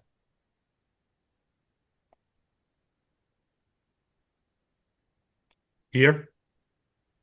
Or at the top? Where am I? 3, right there. I can't see the number. Where it says Nipmuc Nation, could you put in Hassanamisco? I did. See right there? I think I did. Did I get it right? Okay. Oh, there it is. Hassanamisco Nipmuc. Yeah, I Okay. looked it up. Did I get it right? I think I Yeah, did. yes, that is a state recognized tribe.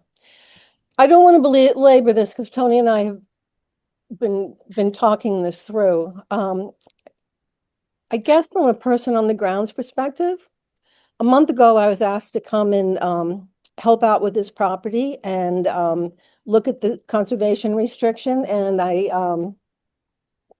I made a bunch of suggestions, and we're really right back to Plan A. I mean, this is the language I had trouble with before. I'll just be brief because I don't think this is going anywhere, but I do want you to hear it. Under archaeological investigations, there's not much on tribes. Everything on tribes is bumped up to number 5. The issue with archaeological investigations, if in 20 years you have an archaeologist doing a phase 1, archaeo thing, the archaeologists and Metacomet and Sudbury Valley and Concom don't know what to look for. The tribal expertise is really important.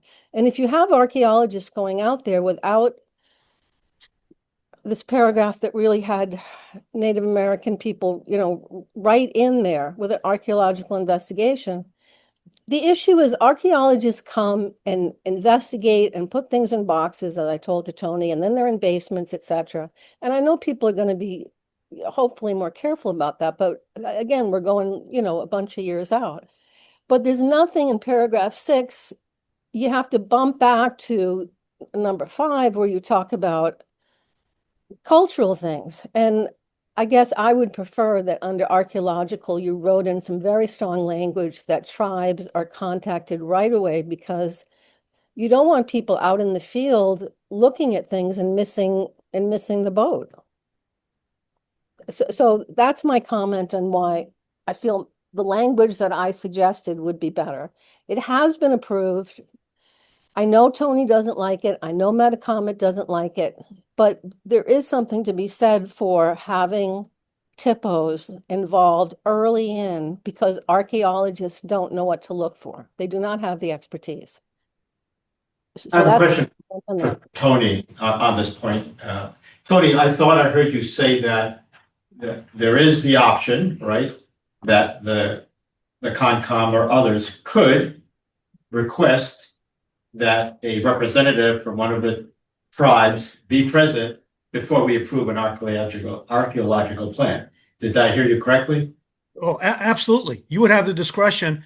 Once you had an actual, again, assuming that the Concom actually wanted to do some archaeological activity, once you had an idea of what that was, you, the Concom, or us, SVT, or Metacomet, or the Mass Historical State Commission, could say, as part of that plan, we want to see how you protect indigenous features. And you could say, we want a TIPO, a Tribal Historic Preservation Officer, present when you're digging.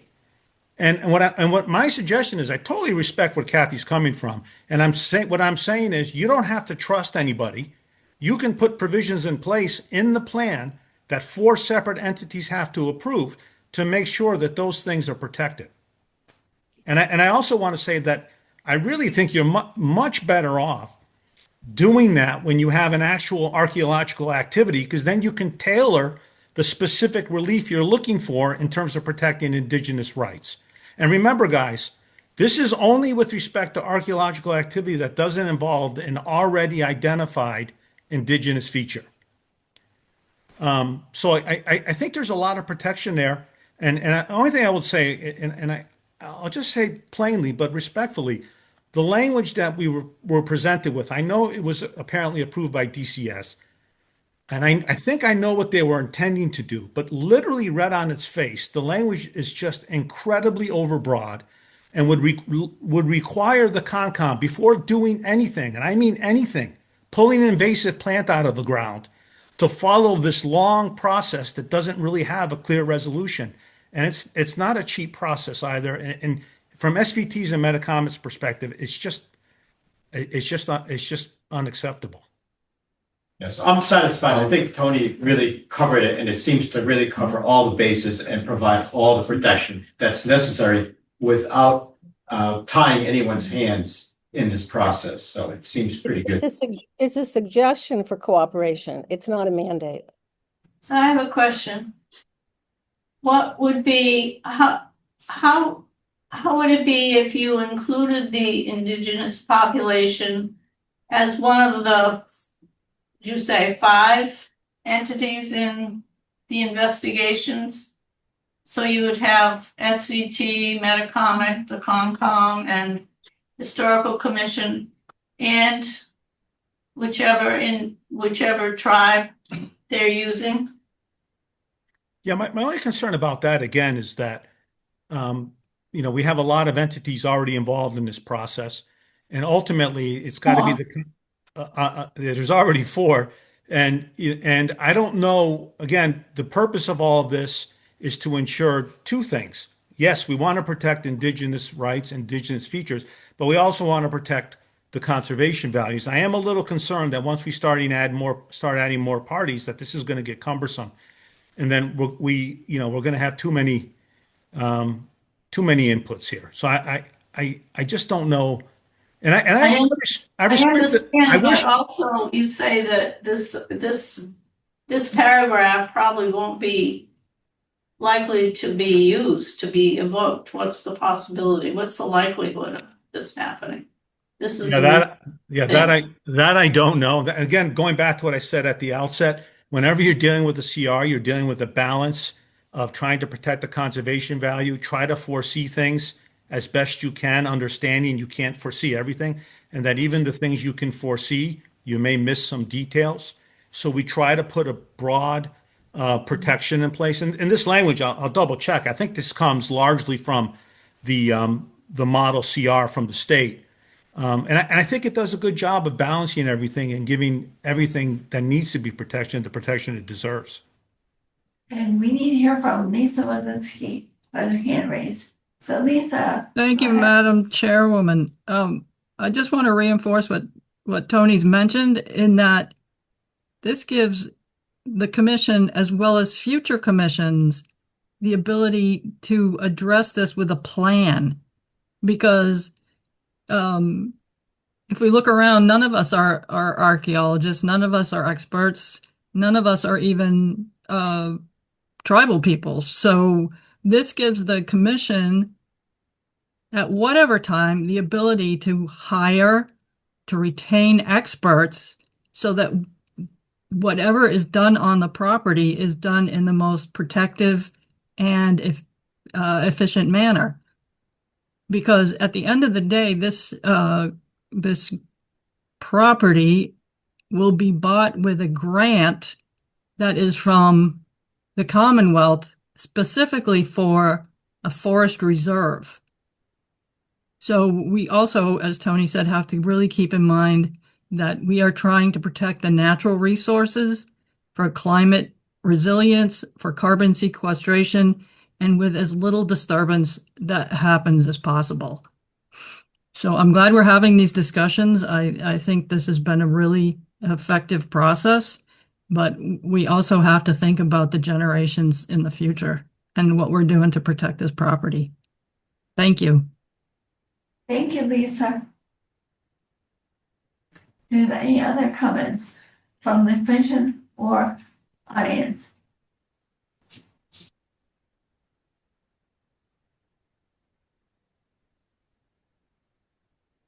Last call.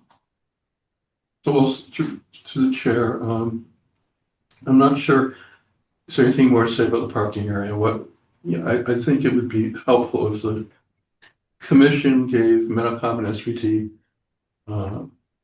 some guidance as to how to go forward with the parking area situation. Do you want us to get Vanessa's opinion before you folks make a decision? Do you want to tentatively make a decision? Based on what, Vanessa may say. It will take us a little time if we're going to add parking area, at least a potential parking area on the left-hand side. We have to have that drawn up and recorded. That'll take a little bit of time.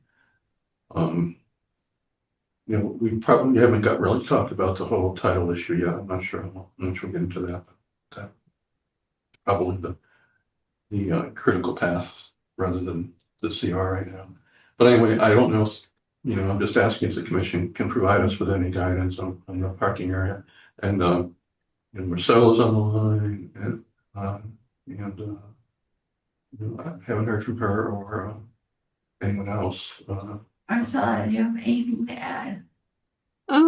I nothing that we haven't discussed before, as far as the parking lot goes. I just assume see it on the left. And, I don't think it imposes on the neighbor, but it could. It's worth talking to them.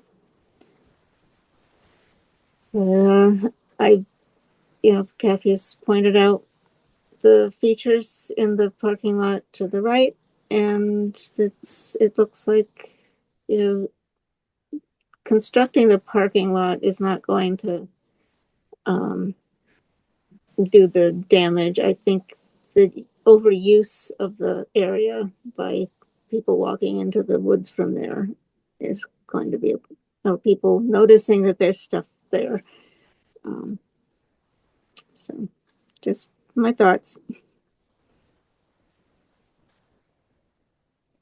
So to contact the abutter.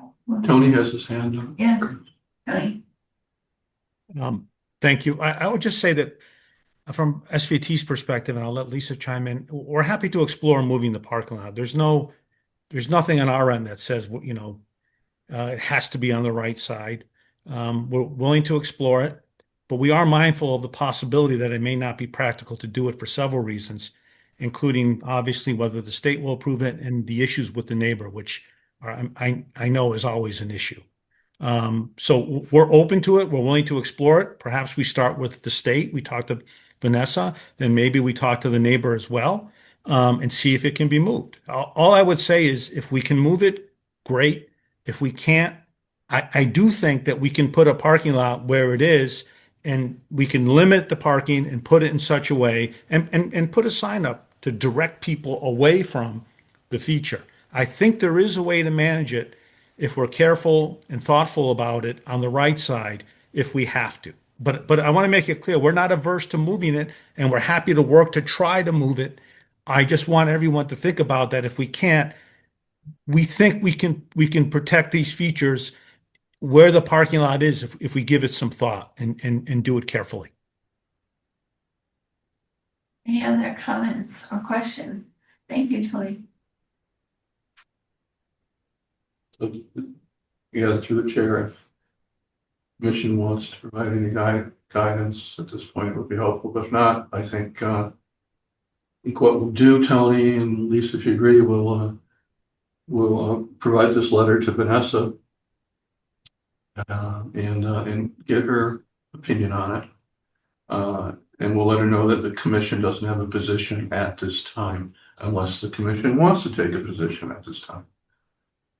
So that's all. And can I just ask, do we need a vote, or do we have authority to, when we're ready, to resubmit this to DCS with the language that we proposed? I'm comfortable with the language. Yeah. Okay. Thank you. So, Mike, should we take vote on the language?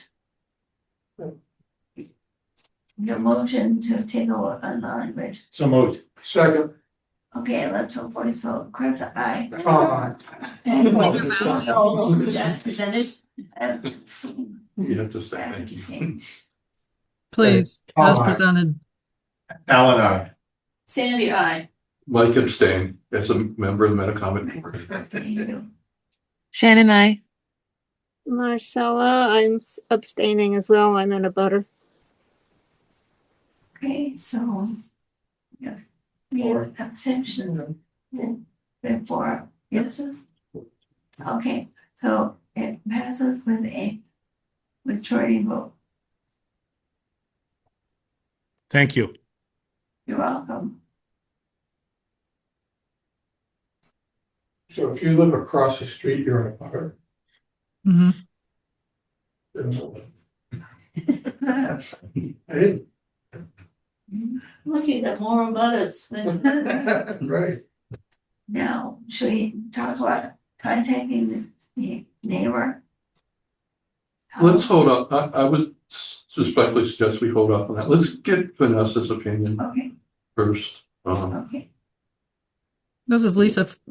I'd agree with that, because if she doesn't, if it's a no-go with her, it's not an efficient way to proceed. So we will speak with Vanessa at the earliest convenience. Okay, sounds good. So, is that for a second thing? Okay, are we moving on? Yeah. Have a good night. Thank you. Thank you all. Thank you. Okay, now, we keep going. Administrative report. Yeah, I think we're maybe down to open space update. Okay, open space update. Nothing to report.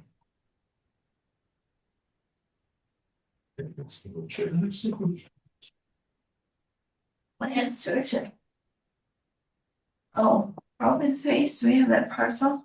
That's- Yeah, I was just looking to see if that's on. Oh. Separately? Of the Adams property, Yeah, yeah, that's separately. I'm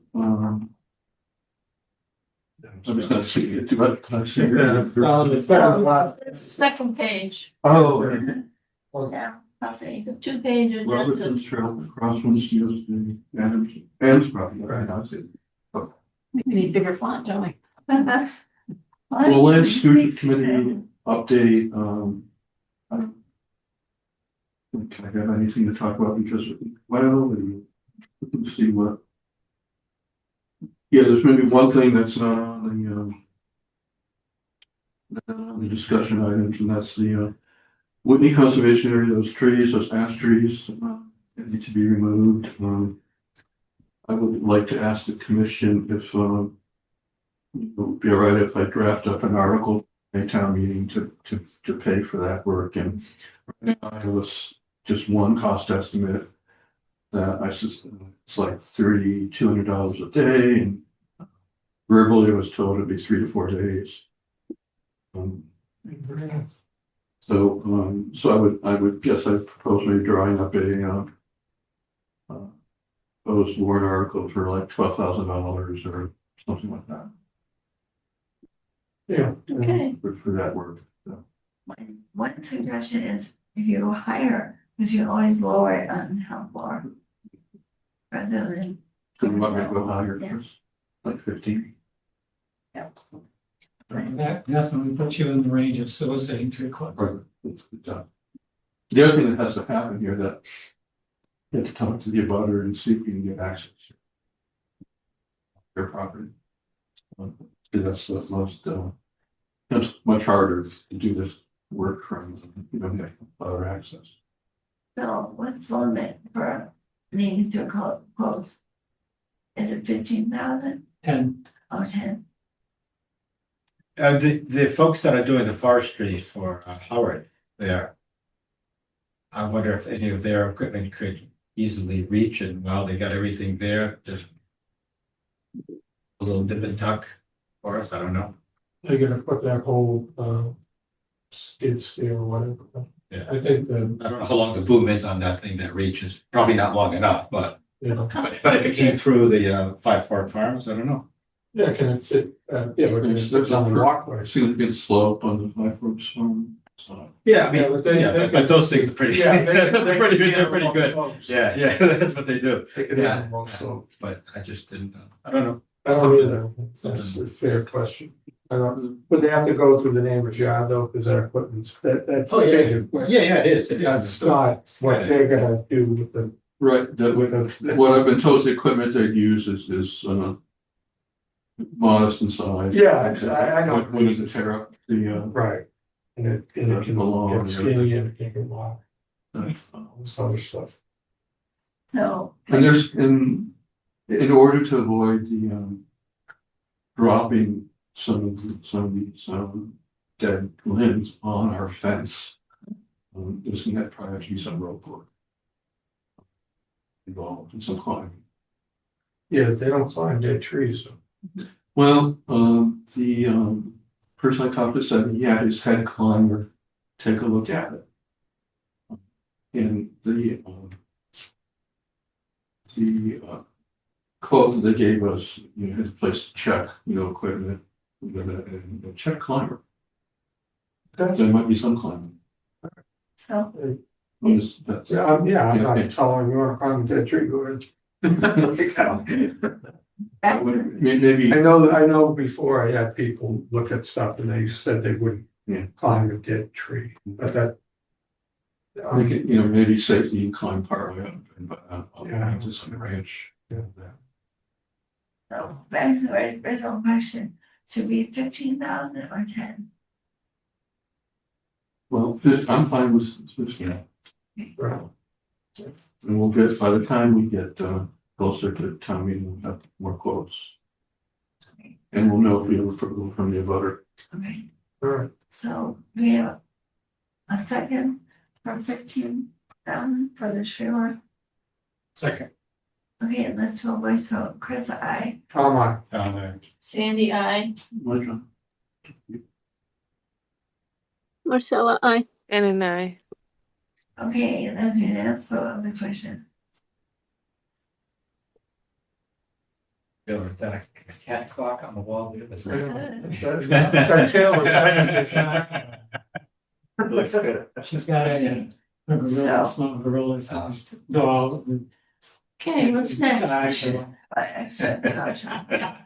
Open space, land stewardship, 5 Main Street, Bound. 5 William Street. All right, so what happened with 5 William Street is I didn't get it on the agenda last time because it came up right before. We voted on it and I thought we should vote on it again when it was on the agenda. Okay, it's on the agenda. If you want, I can pull the plan up again. Did we approve it last time? Yeah, so all you need to do is. So we have a motion Right. for Bob's location. Motion to ratify the vote of the prior meeting for 5 Williams. A second. Second. Okay, voice vote. All right. Alan, I. Sandy, I. Ann and Michael. I. Marcella, I. Okay, yes, vote of the question. And how about fiscal year 27 budget? Okay, you guys want to look at it? I did email that today. Yeah. I know your note was. Is it the same as last year? Pretty much, except for, Wages went 2%. yeah, 5. I know, 5%. Good. Well, I think it's because we hired, last year, Oh, we didn't know what the rate for Lauren was gonna be. So now we know better. it was like the COLA too. Yeah, so this includes the COLA. And. Yep, and so land stewardship voted to include the intern. This was not really coming out of, this was coming out of our personal funds, so it's on there, but it's not listed under there. I kept it at 10,000 because last year we only spent 1,700. So that's that. I think we just need to vote to approve it and then Do you have any discussion? everything else is level funded. Okay, hearing none. Do you have a motion to approve our budget? So moved. Second. And so voice vote. Chris, I. Aye. Alan, I. Sandy, I. Marcella, I. Ann and I. Michael? Wake up. Anthony, yes. Okay, now, our annual report. Yeah, so I have already submitted this because it was due, but we just need to vote to approve it. Okay, we motion to So moved. approve. Second. So voice vote. Chris, I. Aye. Alan, I. Sandy, I. Michael? Ann and I. Marcella, I. That's a unanimous vote with Fisher. Thank you for writing the annual report. I hated Okay, And pretty soon AI will be able to. ChatGPT will take care of it. how about Barrington Park Road? Yeah, Rep by, sorry, these papers. yeah, so we talked about the area earlier today. I did issue an emergency cert for that. It just needs to be ratified by the board. Okay, do a motion to ratify or, sorry. So moved. Second. Okay, let's go away, so Chris, I. Aye. Alan, I. Sandy, I. Michael? Ann and I. Marcella, I. Okay, So can I ask, has that work been done yet, Bill? it doesn't work. I'll have to. Okay. Doesn't So I have work. a reason for asking.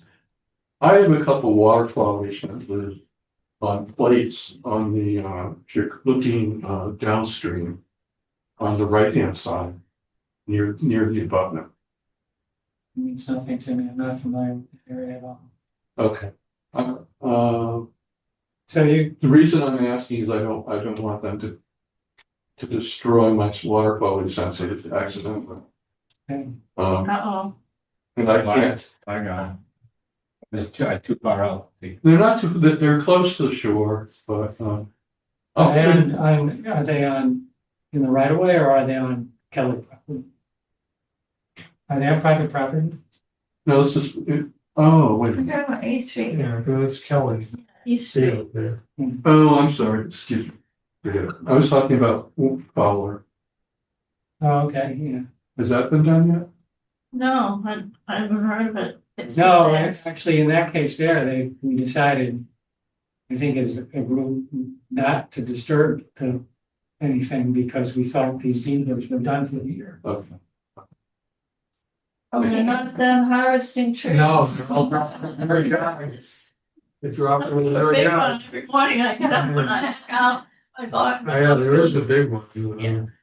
So the only thing we did there was clean the culvert. To project how it's gonna Clear the fall. culvert. Okay. Yeah. So, Yeah, they're blocked Oh. again. This, you know, this spring I'll go out and pull those, hopefully this is. so on East Street, we all agree. We Yeah, we already voted. Excellent. How about Girl Scout tree planting? Marcella was going to talk to Dominique directly about doing something at Heritage Park, right, Marcella? Well, that would be nice. Okay.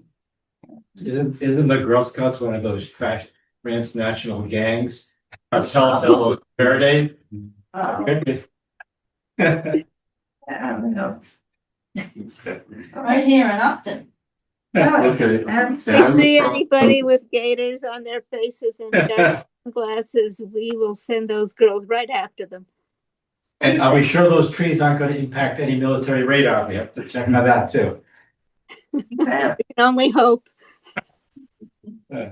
strike that from the minutes. So what's, are you calling up to the plan? Yeah. Thank you. The donation. Somebody gave us money. No, land. Somebody wants to give us some land. Adams. Okay. Where's that? Is that? Up by, On the, Yeah. No, Here's the plan. Craft and Upton. Oh, that piece. Oh, Here's the plan. So this is in Grafton, right? Right. This, the town line's like right here. The What part- road is this in Grafton? I heard. George Hill. Churchill. So, and then just for you to orientate yourself, below the plan is Grafton Road. Off the plan is Off the Grafton Road. So this is the parcel they would like to donate, the purple part? yes, yes, and, right adjacent to it is the Warnbrook Quacha Conservation Area. And there's also, some, Grafton Land Trust property, that abuts it as well. why do they want to donate it? Just Because they don't want taxes, they don't. Oh. Pay taxes. Yeah, so the owner submitted this plan or a plan like this to the assessor's office. And as a result of that, the assessor had to basically create that lot. So for the first time in many years, they got a tax bill related to that plan. Oh, didn't you tell us about the speed one? Well, this is part of the fact that where the Right. boundaries are either the meets and bounds or the boundary, the town boundary. Doesn't look very big. Yeah, well, It's about 2.5. yeah, but if it butts it, then I have It's a no house reason, lot. why wouldn't we take it? Yeah. And because they're donating, the selectmen have to accept it. Yeah. Okay. So what I'm looking for here after we're done discussing it is just a motion, recommend that the town accepts this donation. so do we, any more discussion? Anybody not want it? The motion to accept it. So moved. Second. To a voice vote, Chris, I. All right, Alan, I. Sandy, I. Micah, Yeah, the same couple that is offering to donate that sold land to the south of it and some land to the left of it to the Grafton Land Trust okay. in 2020. We have Marcel and Shannon. Marcel, aye. Jana? Shannon and I. Sorry, there's so much conversation, it's hard to follow. So, Yeah. so. Okay, recommend the selectmen that they accept this one. Okay, Robertson Trail Bridge planning. okay, this is, I don't know, did you folks see the email that I sent to Dennis and his reply? I didn't see it. Okay, maybe just went to land stewardship. Well, land stewardship talked about the Trail Bridge project at a meeting last week. There's a couple of options. One is, well, one is to do nothing. Two is to request more funds. As you recall, we have about $105,000 available. That's CPA funds that are already approved. And I think the bid was 155. That's a low bid. When went out to bid late last year, so we didn't have enough funds to award. There was stewardship. I presented another option, which would involve a redesign that would instead of using the steel beam that the current plan proposes, we would basically a wooden bridge constructed out of engineered lumber and probably black locust. And hopefully we could get the design prepared possibly by BVT. And then the bridge could be constructed by volunteers, maybe scouts, maybe BVT. The downside to that alternative is that, just qualitatively, I believe it would be much less resilient to a big flood where the bridge was overtopped. I think the steel beam could very likely, it's not very wide, very likely survive being overtopped. We went with these engineered timber beams. They'd be about 16 inches tall, which is a very large surface to catch the flow, of a big vent. I just don't think it would survive. Big events very rare. Probably 100-year event or so. But 100-year events happen all the time. The other thing about the wooden bridge is that it would have probably a significantly shorter life expectancy than the city. I'm assuming the thing would probably have to be replaced in over 40 years. The current design, beams gonna last a long time, and decking, proposing black locust, which should last at least 40 years, 30-40 years. But so with that design, the only thing you'd have to replace over time would be the decking and the railings, versus with some kind of a wooden bridge to replace those stringers, those engineered lumber stringers. What was the span again?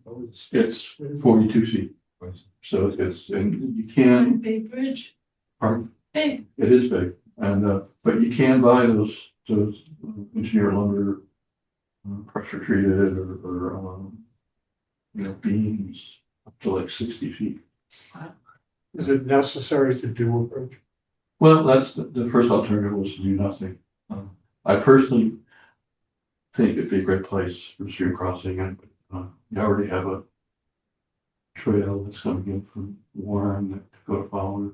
I think the bridge itself would be something of a draw during a big flood. But that's for people to decide. So, and then Dennis, I presented these thoughts to Dennis. And his recommendation was, to go for additional CP. Go to town meeting. Go to town meeting for additional CPC. Do we need much? I would ask maybe for another 60 or so. Another 60,000. And then the longer we wait, the more expensive it's gonna be. It's disappointing. I think you should go for more money. Yeah, Mike, I mean, there's a lot of money already sunk into engineer plans. Right. Yeah, and if for some reason town meeting decides they don't want to spend another 75,000. Still have to default to one or the other. It's something to do, or I wouldn't alter. Will the I- bids still be, Go ahead. I was just wondering if the bids will still be valid, after the town meeting? How Yeah. long is that? We'll have to put it back out to bid. Put it, yeah. I don't know. We just don't, it's gonna happen. Apparently, the construction industry is now seeking work Yeah. as opposed to turning work away, so we may actually end up with an improved bid. So, But then spring is going to come and the construction industry will, now apparently, you don't think this is, so? no, I was just overhearing Oh, the guys in the office talk about the fact that it seems that the construction activity is dipped, so this is a good time to be going out for bids. So we could, assuming it passed town meeting, we get it right up on the street really quickly because we've got the bid package. Basically just change the dates on it and put it out again. why don't you do that? Do it right if you're gonna do it. So I agree with you. if you go in there and build a bridge that's going to not withstand, whatever, then you have to keep doing it over. But we probably won't be here, so Okay, let the other ones worry about it. do a So motion. I would make a motion to ask the CPC if they would consider supplemental funding for the Robertson Trail Bridge project of the amounts of $60,000. Do we have a second? Second. Okay, let's do a voice vote. Chris, aye. I. Alan and I. Sandy, My God. And I. Marcella, I. It's unanimous vote. My interest, when Dennis and I were talking about it, I thought he said in effect was, go to CPC and see if they'll approve more money for it, and if they don't, then go to town meeting with an article to get direct funding. Is that? Yeah. Is that what his letter Yeah, said? yeah, I think we could find his email, but I think you can interpret that, yeah. Because that's my takeaway, so you may want to move Yeah. as a result, either now or at a future meeting for an article for basically funding from free cash. how long before you can ask the CPC and who they do stuff? February, first Wednesday, in February. Yeah, And that's. that gives you time to put it on the town meeting after that? Or some. Yeah. Okay, so that, see, Andy says you have my full support for this project and I'll be the town manager long enough to help it. Oh, good. So there you Excellent. I like that word. go. Okay. So Okay, did everybody vote? I don't. yeah, yeah, Yes. Okay. unanimous. Now we have Crosswind, certificate of compliance. We're done. Yeah, so let me just kind of give you a little history. So we're trying to get certificates of compliance for crosswinds. And that project, as you may know, had a lot of conditions on it. Some of them are a little unusual that we don't usually have. So, and this condition 21, let me blow it up. To look at D here. Shared. Oh, I'm sorry. Thank you. Marcella, what's the name of the giraffe? Rex. Rex. Rex? I'm just throwing that out. Do you have a name? Oh, if I named every critter in this room, I wouldn't even be able to remember. All right, so this condition says fertilizer used for landscaping shall be low in nitrogen, blah, blah, blah, blah, blah. Non-sodium de-icing agents shall be used on driveways, blah, blah, blah.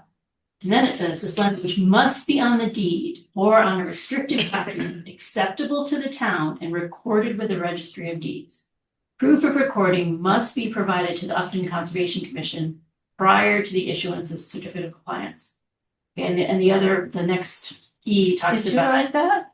No, Selby wrote this. This is a long time ago. So these conditions were put in place a long time ago. This language is not on the current deeds. It's not there. What we can do, I think, and I talked to the lawyer, the board can approve this, I think, is that instead of having them put it a separate statement on the deed, but she is willing to update all the deeds. So maybe we should just have her do that. Can I ask a question? Say all the deeds, is it This each is homeowner, or is this each just the? home, Oh my you know, God. each property. So, but I think we can, for everyone, under your certificate of compliance, there's something called continuing conditions, which means that these conditions go in perpetuity with the property. So I think we can reference this condition and say this is a continuing condition that about the fertilizers and de-icing agents. And then the other thing is just, it's basic stuff. It's not, We can't amend it. Can we amend the order?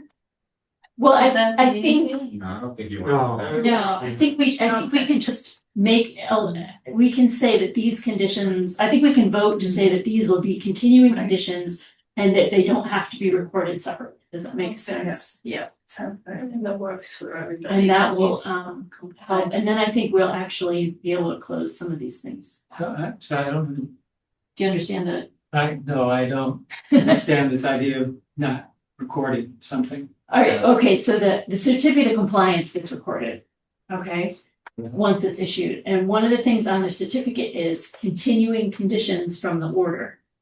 But so how do the homeowners come to know What that the they're continue- subject to those conditions? Yeah, I think you need to update the deeds. I mean, Yeah, the language is pretty clear there, and I think and this is the Dogwood Drive. Yes, Yeah, yes, so so I mean, if. I think we gotta play it by the book here because. Yeah. We've had enough Problems. with trying to, bend the rules there, and so I think we need to be absolutely clear and it needs to be on the So deeds. this is an unwieldy item that we want to continue on for.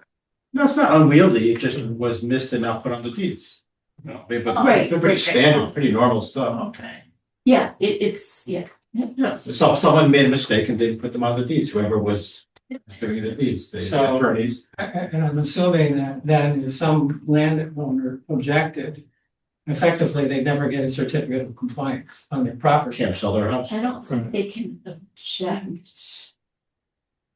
And I believe that because what there is, right now there's a declaration of restriction that covers all these lots, and I believe she could just add it to the declaration of restriction, so it would in effect be one deed, because it's just describing oh, right, we talked about this. Okay, it's describing the conservation land on each one. But there's actually two lots where the 100-foot buffer goes beyond the conservation land, so those two lots, it would be slightly different. So I guess we have to do it for every lot. I thought this through. I just, my only concern here is that the landowner, the Well, right. homeowner needs to be told.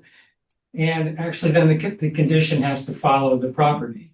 Well, right, and on a certificate of compliance, that gets recorded. Those conditions are listed on there. So it's not like it's not on there. I see, okay. You see, it's actually listed out on the certificate of compliance, which is recorded. And whether or not the homeowner knows that is the same thing as whether or not the homeowner knows they have a restricted deed on their property, basically. But it might be slightly clearer.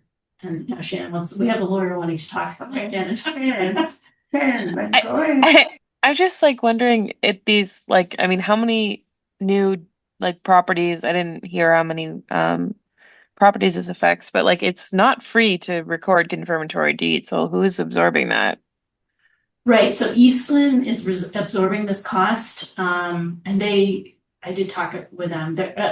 they're happy to do this. Yep. So that's the contractor. Sounds good to me.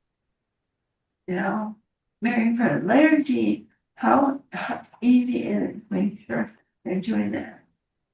How easy it is for it to comply, to make sure they Right. comply with it. Yeah, I mean, it is something that's hard to, if we were called out to a property for like an enforcement issue, then we could talk about it. But yeah, enforcing this stuff is difficult. It's To be the honor honest, system. today, if we were approving the subdivision, that Well, wouldn't be in there. and that's the thing. In my standard conditions that I used lately, we don't have this, and this is the only subdivision in town that I've, not to say that there aren't others, but as I've been looking through, this is the only subdivision that I've seen this in, is on this one. And I was talking with Chris on the phone, well, maybe we should just add this as a condition on our standard borders. Maybe actually, Cause it's not really not enforceable. enforceable. It's a suggestion, it's a, please be aware of the environment, please take care, but yeah. It's not enforceable. It's not measurable. You can't go out and measure it. No, you can't measure it. Sure you can. Well, you can see what the product is. Yeah, test strips. Yeah. Yeah, we're all going out there doing it. So that's why this was a little bit Very tricky. I wanted to bring it to the board. I mean, I think we can put this on the certificates of compliance and continue it on. Or I think the board could vote to actually revoke these conditions and get rid of them. I'm not suggesting you do that, but I think you could vote to do that. What, Because it's your order of conditions. what do people feel? But we might have to do an amendment for that. But I just wanna know what Mary thinks will make the legality and the functionality best, easiest and best. Work best. Well, I guess I'm recommending putting it on the certificates of compliance. That's my recommendation. It may not be the best though. I almost called our town council, asked them about this, but this just seems like such a minor thing. Well, this is the first time if it comes up again, This is the, you will have had from now until then to. Well, would we, just a suggestion, if we go forward with this, I would send each current homeowner, an explanatory letter. With, explaining what we're doing. Explain what we've done in terms of, what's been recorded, whatever Right. the heck's been recorded, and just explain, and please, consider this information when, to protect the resources. Your home, something like that, If we go forward with the COC idea. Yeah. Yeah, Send them to COC and then also. right, and then explain what's in it. Explain what the heck is. Yeah. It's all about, it's plain language. And not do this again. Where's Sally? Where is he, by the way? He's probably skiing. In the Santana? Did he had to go out the west? That's right, Yeah, Montana Montana. was in the west. Yeah, he's skiing down some mountain right now. Look at that mess I left you with. Oh, we could. Oh, it's 3 hours earlier out there. Yeah, Oh, actually, this should be some bylaw. This should be a put for every property. Right, it's something we can talk about whether we want them on our future orders or not, but It was a long time ago. it was a long time. So if you guys are, I guess my suggestion would we put it on the certificates of compliance. I have to mail all the homeowners anyway to ask for a site visit so we can get our COCs. Do you need a motion for that? I think so, because we're slightly saying, because it says here, proof of recording must be provided to the Conservation Commission prior to the issuance of a certificate of compliance. Just say the commission votes that all the information in condition 21 be continuing conditions. Okay, do we have a motion? So moved. Second, Mary said. a second. Second, Okay, let's always vote. Chris, aye. John, I just want to clarify, so we're not voting to put it on the deeds. We're voting to put it on a certificate of compliance, which gets recorded at the Registry of Deeds. So it will be With the deed. with the deed. Yep. Okay, aye. Sandy, aye. Like, Okay, Marcella, Shannon, Sorry, I didn't realize I was muted. So instead of recording new deeds, we're doing the order of conditions So, yeah, or both? it's, instead of, it's gonna be on the certificate of compliance, which gets Mhm. recorded at the registry. And the continuing conditions they go on forever. I mean, I hope, I have no idea how much people look at that, but it's on there, along with Yeah. it. But yeah, in connection with your site reviews or otherwise, you're gonna explain to the landowners that they're subject to this continued. Yeah, Yeah, no.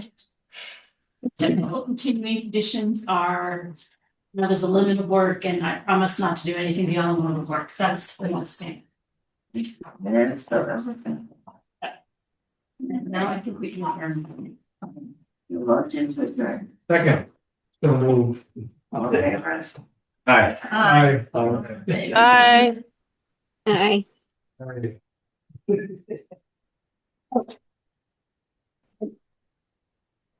Oh, one non-agenda item, Friday, we'll be out at Forest Heights, working on the baseline report with Tom Dodd.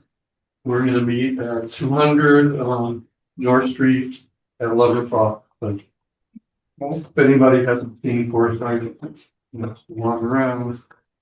It's private for me, I already. What kind of parking is it, 200? It's a long driveway and we have permission to park there. Yeah, send a note to the, You put in your rock climbing equipment? okay. Yeah. 200 is Anybody wants to register? More or less, yes. It's a map of Peppercorn. Anybody want a nice map of Peppercorn? I printed it. This is all on it. This is the right size. Except for Herman's. That might have. No. He's got the one that gets installed. It's one of the girls. Everything. Okay,